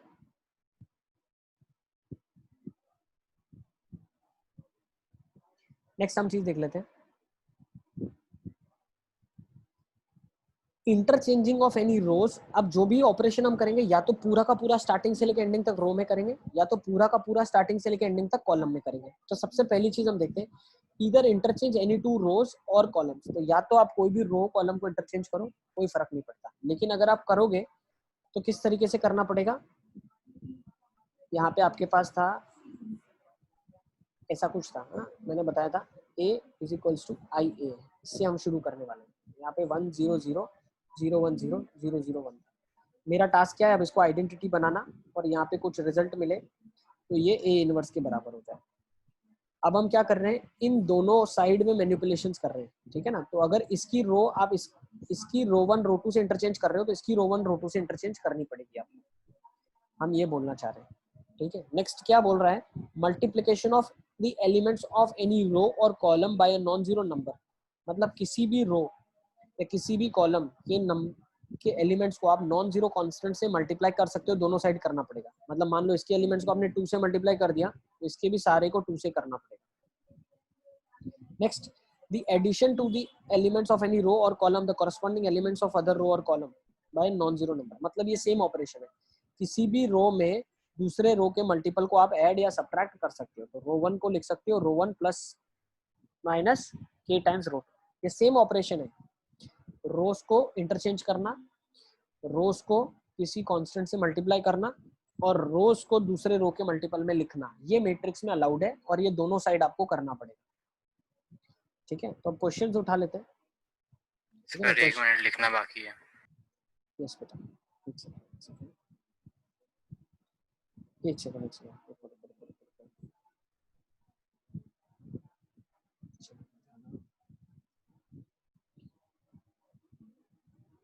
हम थे पेज नंबर कौन से पे थे, आई गेस 80 पे थे हम।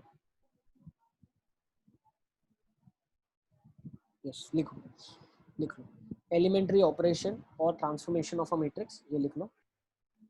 6 operations can be done, that is either 3 of a row or 3 of columns can be done in a question. Either proceed with row or column, not both. Interchange of any 2 rows or columns possible. Multiplication of the elements of any row or column by a non-zero number possible. And other row can be written as, और क्या transformation कर सकते हो, addition to the elements of any other row और column the corresponding elements of any other row और column multiplied by non zero number. मतलब row 1 के जो सारे एलिमेंट्स है उसको आप रो 1 प्लस के टाइम्स रो 2 लिख सकते हो, ठीक है। तो एक एग्जांपल भी दिया हुआ है, रो 2 को रो 2 प्लस रो 3 लिख सकते हो।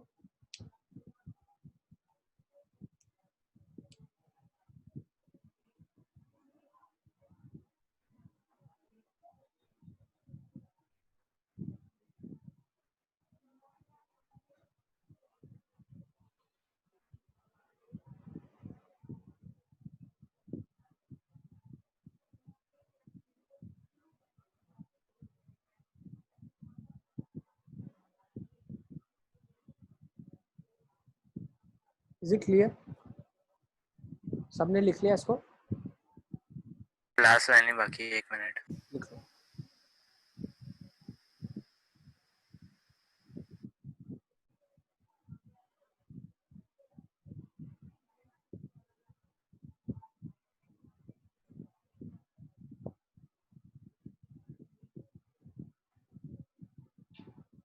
चले,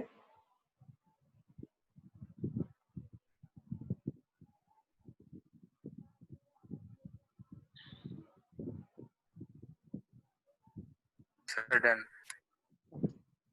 नेक्स्ट, अब जो हम ये प्रॉपर्टी हम देख चुके हैं, ए बी का इन्वर्स होता है बी इन्वर्स ए इन्वर्स। ये जब इन्वर्टिबल में आपको बता रहा था तब मैं आपको बता के चला था, ठीक है ना। अब हम इसको देखेंगे कैसे हम क्वेश्चन में यूज करने वाले हैं मैनिपुलेशन को, ठीक है। तो एक 2x2 ले लेते हैं, देखो I will solve it over here, इसको हटा देते हैं,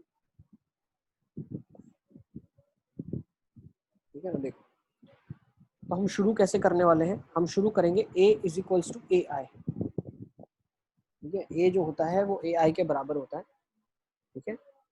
अब a is equal to A आई कहाँ लिखना है मुझे, और ये चीज नोट कर लो, ठीक है ना, ये मैंने बताई नहीं है तो नोट की तरह लिख दो। a is equal to A आई से आप शुरू कब करोगे, a is equal to A आई से आप तब शुरू करोगे जब आप ऑपरेशंस जो कर रहे हैं वो कॉलम ऑपरेशंस है। a is equal to A I would be used when you are doing column operation.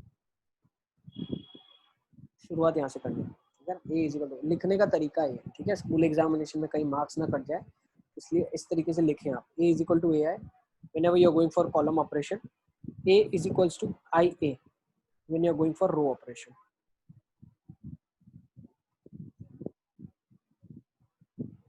अब इसके पीछे का लॉजिक बहुत आसान सा ये है कि जो चेंजेस आपने यहाँ पे किया वो हमेशा सेकेंड मैट्रिक्स में अप्लाई होंगे अगर रो ऑपरेशंस आप कर रहे हैं तो। सिमिलरली जो चेंजेस आप करना चाह रहे हो वो हमेशा फर्स्ट मैट्रिक्स में होंगे अगर आप कॉलम ऑपरेशन लगाना चाहते हैं तो, ठीक है। तो ज्यादा इसमें कंफ्यूजन भी अगर आपको नहीं बढ़ाना है अपने अंदर तो कॉलम ऑपरेशंस को भूल जाओ। हमेशा सोचो कि यार मैं करूंगा रो ही करूंगा, a equal to I A से ही शुरू करूंगा, तो दो मेथड भी आपको याद नहीं रखने पड़ेंगे, या दो अलग अलग राइटअप आपको याद नहीं रखने पड़ेंगे, ठीक है। तो हमेशा शुरू कैसे करेंगे, a is equal to I A से, तो हम तो हमेशा रो से ही करने वाले हैं, ठीक है ना। तो हम शुरू करते हैं a is equal to I A से। So whenever I am doing a is equal to I A, तो पहले राइटअप लिख लेता हूँ। तो ये क्या बन गया, 1 2 2 minus 1 is equals to identity क्या है 1 0 0 1 और ये है a, ठीक है। तो ऐसे शुरू करेंगे, a is equal to I ए लिखा है। अब मैं क्या करूंगा, देखो इसकी ट्रिक है, मुझे यहाँ पे क्या बनाना था, मैंने आपको बताया आइडेंटिटी बनाना था, जिसकी वजह से यहाँ पे कुछ भी आ जाए और ये a का a रहेगा, तो ये क्या हो जाएगा, a इनवर्स, क्या हो जाएगा, a इनवर्स हो जाएगा, ठीक है ना। तो अब मैं यहाँ से क्या बोल सकता हूँ कि भाई ये मेरा इनवर्स के बराबर है, ये आइडेंटिटी है। अब आइडेंटिटी की फोटो याद रखो आप, 1 0 0 1 होता है, आइडेंटिटी की फोटो क्या होती है, 1 0 0 1 होती है।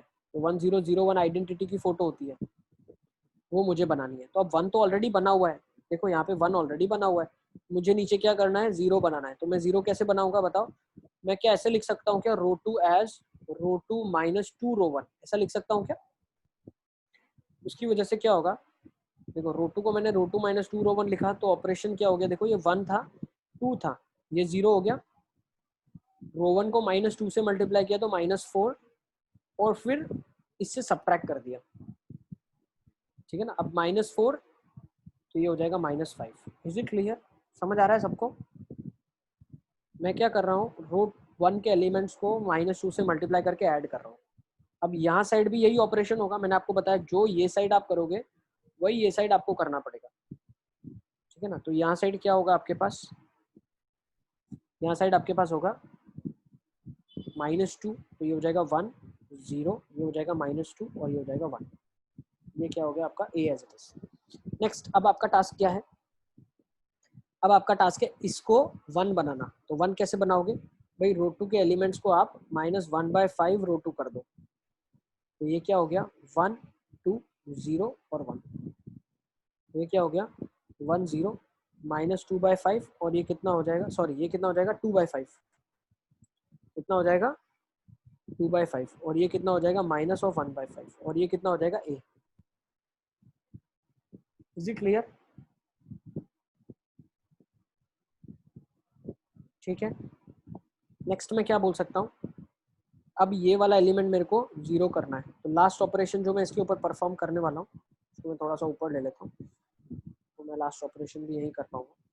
अब लास्ट ऑपरेशन जो मैं परफॉर्म करने वाला हूँ वो ये है, रो 1 को मैं लिख दूंगा रो 1 माइनस 2 टाइम्स रो 2, ये क्या हो जाएगा 1 0 0 1, यहाँ पे क्या आ जाएगा, देखो माइनस 2 से रो 2 को मल्टीप्लाई किया और 1 में ऐड कर दिया, तो 1 माइनस 4/5, ये हो जाएगा 2/5 माइनस 1/5 और ये हो जाएगा a।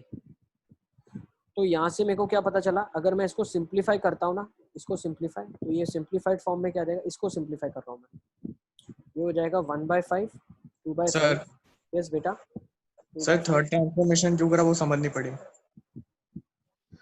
थर्ड वाला, ये वाला रो 1 को हाँ ये 0 बनाने के लिए इसको माइनस 2 से मल्टीप्लाई किया और ऐड कर दिया, ये तो ऑटोमेटिकली 0 है, तो इसकी वजह से तो ऊपर कोई फर्क नहीं पड़ेगा, तो मेरा ऊपर वाला चेंज भी नहीं होगा, ठीक है। मेरे को आइडेंटिटी बनाना है, अब ये आइडेंटिटी है तो ऑब्वियसली ये ए इनवर्स होगा और ये ए तो है ही, आइडेंटिटी है तो ये ए इनवर्स बन गया। तो ए इनवर्स क्या आ गया मेरे पास 1/5 2/5 2/5 और -1/5। Is it clear? ये लिख लो सारा का सारा पूरा Yes, sir. प्रोसीजर लिख लो आप, ठीक है ना, बहुत आसान है। जो आइडेंटिटी वाली साइड हो रहा है वो लेफ्ट हैंड साइड भी हो रहा है, दोनों साइड ट्रांसफॉर्मेशन करते चलो। इसका रूल है हमेशा, इधर कुछ भी मैट्रिक्स लिखा है ना तो पहले इसको 1 बनाओ, इसके नीचे वालों को 0 बनाओ, फिर इसको 1 बनाओ, इसके ऊपर ऊपर वालों को 0 बनाओ, फिर इसको 1 बनाओ, इनको 0 बनाओ। अब आप मुझसे पूछेंगे सर इसको 1 कैसे बनाएं? भाई अगर 2 है तो 2 से डिवाइड कर दो, 3 है तो 3 से डिवाइड करो, 4 है तो 4 से डिवाइड कर दो, ठीक है, तो ये 1 बन जाएगा। अब सर वापस रिपीट कर। ये क्या करेंगे हम, what we will be doing is, हम क्या करने वाले हैं, हम हमेशा इसको 1 बनाएंगे, फिर नीचे वालों को 0, इसको 1 बनाएंगे, ऊपर वालों को 0, लास्ट वाले को 1 बनाएंगे, इन दोनों को 0 बनाएंगे, ठीक है। एक 2 क्रॉस 2 का सर क्वेश्चन, सेकंड वाला समझ नहीं पड़ी। कौन सा वाला? सर वो जो अभी आपने बताया ना। एक काम करो ना, ये क्वेश्चन समझ आ गया, इसको लिख लो, फिर एक क्वेश्चन लास्ट हम करेंगे, जिसके बाद हम क्लास को कंक्लूड कर देते हैं, ठीक है। ठीक है, इसको लिख लो आप, ये क्वेश्चन पहले नोट डाउन कर लो। ये सारे ऑपरेशन पता चल गए कि नहीं चले? फर्स्ट ट्रांसफॉर्मेशन, सेकेंड, थर्ड, ये 3 ट्रांसफॉर्मेशन मैंने किए, इसके बाद मेरा आंसर आ गया।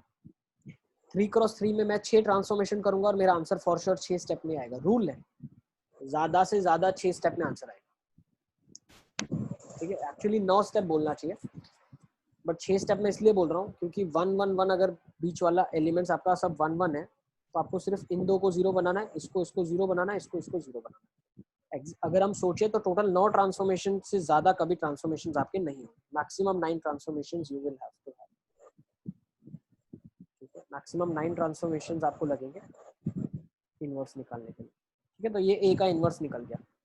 तो हमेशा शुरू कैसे करेंगे, ए is equal to I A से शुरू करना और रो ऑपरेशंस लगाते जाना, खत्म। चले, इस क्वेश्चन को नोट डाउन कर लिया सबने? Yes sir. लास्ट क्वेश्चन देख लेते हैं, फिर हम क्लास आज की कंक्लूड कर देंगे, ठीक है ना। मैं इसको पीछे ले जाता हूँ आंसर को। इसका इनवर्स निकालना है 3x3 का, ठीक है ना। 3x3 का आपको इनवर्स निकालना है।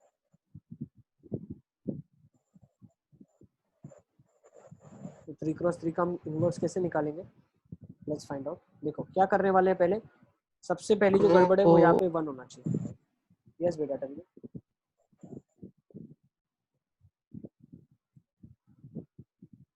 तो इसको लिखूंगा कैसे मैं, ये लिखूंगा 0 1 2 1 2 3 3 1 1, a is equal to 1 0 0 0 1 0 0 0 1 and this is a is equal to ia, ठीक है, a is equal to ia। Next मैं क्या करूंगा, अब पहला स्टेप मेरे को क्या करना पड़ेगा, रो 1 को लिखना पड़ेगा रो 1 प्लस रो 2। क्यों ऐसा लिखा बताओ, ताकि 1 जनरेट हो जाए इधर, और इधर आ जाए 3, इधर आ जाए 5, इधर आ जाए 1 2 3, इधर आ जाए 3 1 1, ठीक है ना, 3 1 1। तो मैंने आपको बताया था पहला स्टेप क्या है, इधर 1 बनना चाहिए, फिर इनको 0 बनाएंगे, ये वाला और ये वाला 0, फिर ये 1 बनना चाहिए, इनको 0 बनाएंगे, फिर ये 1 बनना चाहिए, इनको 0 बनाएंगे। तो डायगोनल को 1 बनाने की कोशिश करो, रेस्ट एलिमेंट्स को 0 बनाने की। तो पहले डायगोनल 1 बना दिया, फर्स्ट स्टेप मैंने कर दिया, जिसकी वजह से मेरे को क्या हुआ, यहाँ पे ऐसा मिल गया, ठीक है। Is this clear? First step सबको क्लियर है? फिर मैं दूसरा स्टेप बगल में लिख देता हूँ। दूसरा स्टेप क्या है, दूसरा स्टेप में मैं क्या करता हूँ, रो 2 को लिखता हूँ रो 2 माइनस रो 1, और रो 3 को लिख देता हूँ रो 3 माइनस 3 रो 1। ये स्टेप सबको क्लियर है? 2 मैं एक साथ ही करता चल रहा हूँ। अभी देखो इसकी वजह से क्या हुआ, ये 1 है, ये 0 हो गया, ये भी 0 हो गया। बाकी में क्या चेंजेस आएगा वो हम देख लेते हैं। रो 2 को लिखा रो 2 माइनस ऑफ रो 1, तुम रो 1 को सब्ट्रैक्ट करके ऐड कर दिया तो -1 हो गया, ये चेंज नहीं हुआ, ये 3 5 ही रहा। नेक्स्ट क्या हो गया, -2 हो गया। नेक्स्ट क्या हो गया, -3 से मल्टीप्लाई किया रो 1 को और थर्ड में ऐड कर दिया, तो -3 से मल्टीप्लाई किया तो ये नीचे वाला तो 0 आ गया।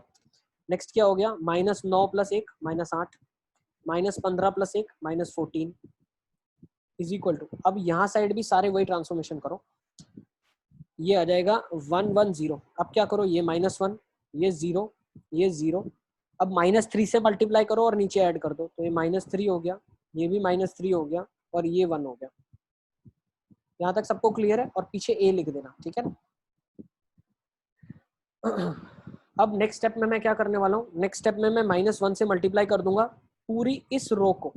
बेटा हर टाइम ध्यान रखे, रो का ऑपरेशन कर रहे हैं तो सिर्फ पूरा शुरू से लेके एंड तक रो करो, तो ये भी सारे -1 से मल्टीप्लाई हो जाएंगे, तो ये क्वेश्चन अब कन्वर्ट हो जाएगा 135 012 0 -8 14 -14, और ये बन जाएगा 110, ठीक है ना, ये बन जाएगा 110 100 -3 -3 1, और ये a बन गया। Is this clear? क्या ये स्टेप तक सब लोग पहुंच गए, मेरे साथ हैं सब लोग? सर नहीं, ये नहीं, आपकी आवाज नहीं आ रही। नहीं आ रही है मेरी आवाज? सर मतलब अरे पहले नहीं आ रही थी, मेरे नेटवर्क में प्रॉब्लम था इसलिए। तो आप देख लो एक बार, कोई स्टेप अगर आपको नहीं पता चला है तो मुझे बताओ, मैं फिर से एक्सप्लेन करूँगा आपको। कौन से स्टेप में नेट चला गया तुम्हारा, देख लो एक बार। सर वो रो 1 = रो 1 + रो 2 किया ना, उसके बाद रो 1 = रो 1 + रो 2 क्यों किया, पता चला ये? सर वो आ गया उसके बाद। ओके, उसके बाद के स्टेप में आपको इसको 0 करना है, इसको 0 करना है। कैसे 0 करोगे, 1 घटा दोगे तो रो 1 घट जाएगी ना, ये वाला ऑपरेशन देखो, रो 2 को कर दिया रो 2 - रो 1, ठीक है। और फिर ये वाले को 0 कैसे करोगे, जो 3 वाला है इसको 0 कैसे करोगे, तो इसको इसको 3 से मल्टीप्लाई करके इसमें से घटा दिया, तो हर एलिमेंट को 3 से करना पड़ेगा और घटाना पड़ेगा, तो वही किया है, देख लो। सर सेकंड वाले के साथ भी तो ऐसा कर सकते थे ना। नहीं, अब अपना दिमाग मत लगाओ, उसमें करोगे तो फिर फंस जाओगे, ये है ना भूल भुलैया है, ठीक है ना। जो स्टेप्स मैं बता रहा हूँ उसको फॉलो करो। क्या क्या मैंने बताया है, पहले इसको 1 बनाओ, बाकियों को 0, इसको 1 बनाओ, इनको 0, डायगोनल 1 बनाओ और उसको 0 बनाओ, क्योंकि बेटा होता क्या, हम पूरी रो को मल्टीप्लाई करते हैं तो पूरी रो का जो इफेक्ट है वो दूसरी की रो में आता है। तो बहुत बार अगर तुम अपनी मर्जी से करने जाओगे ना तो भूल भुलैया है, 15 स्टेप करोगे तो भी नहीं बना पाओगे, 20 स्टेप करोगे तो भी नहीं बना पाओगे, अटक जाओगे। तो पहला एलिमेंट 1 बनाया डायगोनल वाला, बाकी 2 उसके नीचे वाले 0 बना दिए। फिर दूसरा डायगोनल का एलिमेंट 1 बनाया और ऊपर दोनों को 0 बनाया। फिर तीसरा डायगोनल का 1 बनाया, बाकी 2 0 बनाया। इसके पीछे बहुत सिंपल सा ये लॉजिक और फंडा है कि अगर मैंने 1 बना दिया, उसके मल्टीपल में नीचे वाले 0 में एक बार कर दूंगा, तो जब दूसरी रो में मैं आगे बढ़ता हूँ, एक बार मेरा पहला रो कंप्लीट हो जाएगा ना, तो जब मैं दूसरी रो में आगे बढ़ता हूँ, मुझे नहीं सेकंड, दूसरी रो में मैं जब आगे बढ़ता हूँ ना, तो आगे वाले जो 0 है ना वो दूसरी रोज को इफेक्ट नहीं करते। वरना मान लो अगर इधर -1 हो जाता मेरे पास बचता और मैं दूसरों के साथ करता, तो वापस से रो के एलिमेंट चेंज होना शुरू हो जाता।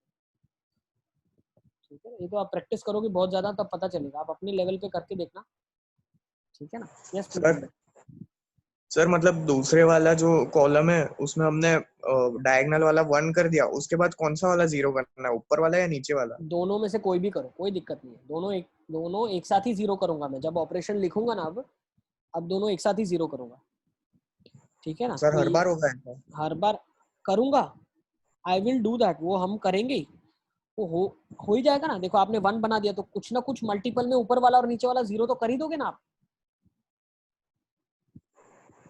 ये स्टेप के बाद आप, ये हम खुद ही कर रहे हैं सारा, हम खुद ही ऐसे प्रोसीजर फॉलो कर रहे हैं ताकि हमारा आंसर जल्दी से जल्दी आ जाए। ये मेथड जो मैं बता रहा हूँ इससे आंसर जल्दी से जल्दी आ जाएगा। बाकी अगर हम करेंगे तो भूल भुलैया है, कभी 1 बनेगा तो कभी ऊपर चेंज नीचे चेंज, ठीक है ना। अब हम क्या करने वाले हैं, रो 1 को कर देंगे रो 1 -3 रो 2 रो 2, और रो 3 कर दूंगा रो 3 + 8 रो 2, सही है। तो आंखें बंद करके लिख दो आंसर, इतना तो आपके पास आ गया होगा, 2 5 और -14, और यहाँ पे क्या जाएगा, अब यहाँ पे इफेक्ट आपको लिखना पड़ेगा, यहाँ पे जो इफेक्ट आता है वो आपको लिखना है। तो देखो आपने रो 2 में कोई चेंजेस नहीं करा है, तो रो 2 एज इट इज लिखो। रो 1 को क्या किया, -3 रो 2 करके ऐड कर दिया, तो अगर -3 रो 2 करके ऐड किया तो ये -2, ये एज इट इज 1, ये एज इट इज 0। अब नीचे क्या कर दिया, 8 से मल्टीप्लाई करके ऐड कर दिया, 8 से मल्टीप्लाई किया तो 5 -3 और 1। Is this clear? हाँ सर। यहाँ तक सब बच्चे आ गए ऊपर मेरे और साथ? नीचे 0 सर कैसे आया? वो 5 कैसे होगा? 5 कैसे होगा, इसको हमने क्या कर दिया, 8 टाइम्स कर दिया। टेंसी I have multiplied this with 8 and then added 8 - 3 5। Okay sir yes बेटा, सर वो ऊपर और नीचे 0 कैसे आया? ये देखो ना, कैसे किया मतलब आपने? इसको 3 टाइम्स ऐड कर दिया, इसको 8 टाइम्स ऐड कर दिया, 3 टाइम्स ऐड कर दिया, उसको 8 टाइम्स ऐड कर दिया। और ये 0 वालों की वजह से कोई फर्क नहीं आया, ठीक है ना। एक सेकेंड, मुझे इधर भी ध्यान देना था, एक छोटी सी मिस्टेक मैंने कर दी है, मुझे यहाँ पे भी ध्यान देना था, ये चेंजेस भी आएंगे इधर, इधर मैंने लिखा नहीं ना, एक बार इसको भी चेक कर लो आप भाई। ये 2 था, तो मैंने जब ऊपर किया -3 टाइम्स, तो कितना हो गया, -1 इधर आ जाएगा, -1 और नीचे कितना आ जाएगा, 8 टाइम्स, तो 8 2 जा 16, 16 + 14, 16 - 14 is 2। यस टेंसी, यही आ रहा है। हाँ सर यही है। और इससे पहले एक बार चेक कर लो, जब मैंने ये ट्रांसफॉर्मेशंस किए तो इससे पहले मैंने इरेज कर दिया, तो इसका टेक केयर किया था कि नहीं किया था हमने? किया था हाँ ना। सर वो बराबर ही था। ठीक है ठीक है ठीक है ठीक है। तो अब हम इस स्टेप्स को इरेज कर देते हैं, ये स्टेप में इरेज कर देता हूँ। अब लास्ट 2 स्टेप में मेरा आंसर आ जाएगा। इसको इरेज कर दूं मैं, राइट हैंड साइड वाले को। हाँ सर। अब देखो, अब आपका टास्क क्या है, इसको आपको 1 बनाना है। तो 1 कैसे बनाओगे, रो 3 को लिख दोगे आप, रो 3 को क्या लिख दोगे आप, रो 3 को लिख दोगे हाफ रो 3। तो इसकी वजह से क्या हो जाएगा आपके पास, 1 0 -1 0 1 2, और ये हो जाएगा 0 0 1, और ये क्या हो जाएगा -2 1 0, और ये मेरे पास हो जाएगा 1 0 0, और ये हो जाएगा 5/2 -3/2, और यहाँ पे आ जाएगा 1/2। ये सबको क्लियर है? अब last step, and I am getting the answer now. What is the last step, row 1 as row 1 + row 3 and row 2 as row 2 - 2 row 3, 1 0 0 0 1 0 0 0 1 आ गया, बना दिया मैंने पूरा का पूरा। ठीक है, इस मेथड को फॉलो करोगे, प्रोसीजर फॉलो करोगे, हमेशा बन जाएगा, विद इन गिवन स्टेप्स के अंदर बन जाएगा।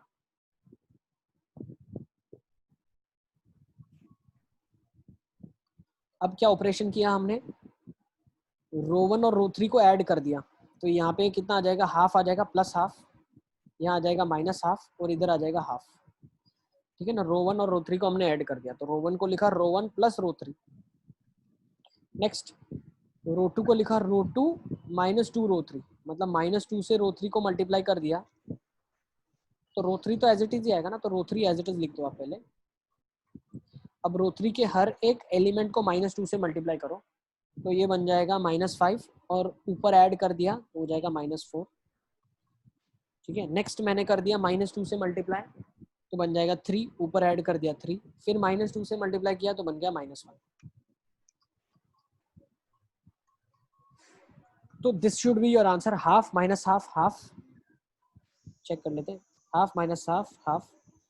Next -4 3 -1 -4 3 -1, 5/2 -3/2 1/2, 5/2 -3/2 1/2। So this is your correct answer, final answer, बिल्कुल मैच कर गया। ठीक है ना, तो 6 मार्क के लिए क्वेश्चन पूछते हैं, इसको फाइनल आंसर हम मार्क कर लेंगे। पीछे ए को मत भूल जाना, ए लिखा हुआ है, hence A inverse is this. Is it clear? तो अब आप अपनी पूरी एनसीईआरटी कर सकते हो, मैट्रिक्स डिटरमिनेंट्स की, दोनों कंप्लीट हो गए। मॉड्यूल के अंदर भी पूरा मॉड्यूल आप कर सकते हो, सिवाय एक छोटा सा 15 मिनट का टॉपिक जो बाकी है वो हम नेक्स्ट टाइम करेंगे। ठीक है, इसमें किसी को कोई डाउट है तो please let me know. So what can you do in terms of matrices determinants? आपका पूरा हो गया, चैप्टर पूरा कंप्लीट कर लिया मॉड्यूल का? नहीं सर। बाकी है अभी वो भी, हाँ उसको सर, जल्दी से बाकी जल्दी वो खत्म चल कर रहा देना, है। जल्दी से जल्दी उसको खत्म कर देना, क्योंकि देखो आज फ्राइडे है, मतलब ऑलमोस्ट 1 वीक तो हो गया। हमने लास्ट फ्राइडे को मैट्रिक्स कंप्लीट डिटरमिनेंट कंप्लीट करा था आपका, है ना, 1 वीक हो गया कंप्लीशन को। ठीक है, तो उसको कर लें आप। और अपनी ड्रिल 2 भी कर सकते हो आप, ठीक है, ड्रिल 2 भी पूरी की पूरी कर सकते हो। सिर्फ वो क्वेश्चंस आप नहीं कर पाओगे जिसमें आपने नाम ही नहीं सुना होगा उसका। वो जो 3-4 टर्मिनोलॉजीज है वो मैं नेक्स्ट टाइम डिस्कस करूंगा, उसी बेसिस पे क्वेश्चन नेक्स्ट टाइम करेंगे हम, ठीक है। बाकी पूरा का पूरा मैट्रिक्स आप अपने मॉड्यूल का अटेम्प्ट कर सकते हो, पूरा का पूरा मॉड्यूल। सर यस बेटा। कल क्लास होगी? नहीं होगी, कल भी नहीं होगी, संडे भी आपकी क्लास नहीं होगी। तो आपकी संडे अब doubt class, class? Doubt classes तो हम रखेंगे, ठीक है, डाउट क्लासेस तो आपके लिए रखी जाएगी, रेगुलर क्लास नहीं होगी। और इतना मैं मेक श्योर करूंगा अभी, ठीक है ना, कोई भी डाउट क्लास में आपको नया नहीं पढ़ाया जाएगा, that is to be assured. अगर पढ़ाया जाता है तो आप मुझे मैसेज कर देना, ठीक है ना। कोई भी डाउट क्लास में आपको नया नहीं पढ़ाया जाएगा, ठीक है। हाँ sir. Okay, so I will and the session. यहाँ पे सब कुछ क्लियर है, सबको समझ आ गया। एक चीज ध्यान रखना, आज रात को आधा घंटा निकाल के इसके ऊपर 2 क्वेश्चन और कर लेना, अपने एनसीईआरटी से ही कर लेना, भले inverse using elementary manipulation. 2 question कर लेना, इसी मेथड को फॉलो करना। तो एक बार मेथड आपके दिमाग में रट जाएगी, उसके बाद आपको कभी क्वेश्चन करने में दिक्कत नहीं आएगी। और ये बहुत इंपॉर्टेंट है, 6 मार्क का क्वेश्चन आता ही है हर बार बोर्ड एग्जाम में, ठीक है ना। ठीक है, तो दिस इज वेरी इंपॉर्टेंट, इसको एक बार आप कर लें। Okay, thank you for being there, thank you for staying there long ना। Matrix is left for 15 minutes, बाकी पूरा का पूरा मैट्रिक्स हमारा कंप्लीट हो गया है, तो आप पूरा मॉड्यूल अटेम्प्ट कर सकते हो, ठीक है। जिनका डिटरमिनेट हो गया है वो मॉड्यूल करना शुरू कर दे। I'll end the meeting, हाँ एंड कर दूं मीटिंग को। यस सर यस बेटा बताओ। यस यस हेलो पूजन बताओ, यस पूजन बताओ। सर, जो आज पहला क्वेश्चन कराया था ना, हाँ हाँ, 1 मिनट सर। यू वाला, यू वाला। हाँ सर, यू वाला, हाँ हाँ बताओ। वो एक बार खोलो।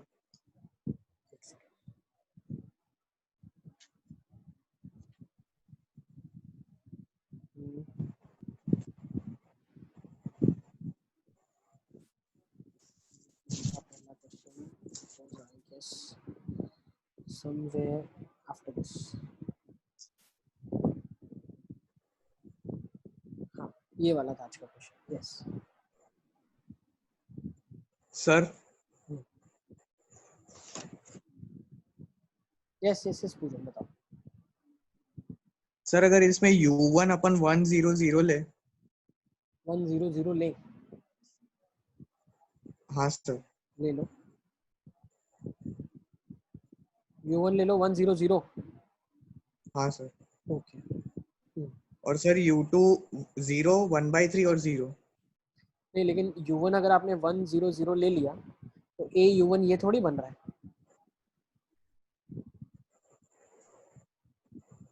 a u1 ये बनना चाहिए ना मेरा। a u1 हाँ इस सर। केसेस में क्या बन रहा है, इस केसेस में 1 2 3 बन रहा है, हाँ सर। तो गलत हो जाएगा, u1 ये हो ही नहीं हाँ सकता, सर। हाँ सर, गलती पता चल गई, ठीक है ना। बस यही पूछना था। ठीक है, हाँ सर। ठीक है, सो आई एंड द मीटिंग। ओके, आप प्रैक्टिस करें, आधा घंटा निकाल के पहले इनवर्स वाला ये क्वेश्चंस कर लेना, 6 मार्क का बहुत इंपॉर्टेंट है बोर्ड में, ठीक है ना। फिर बाकी सारा काम उठाना, ठीक है। Bye bye, take care.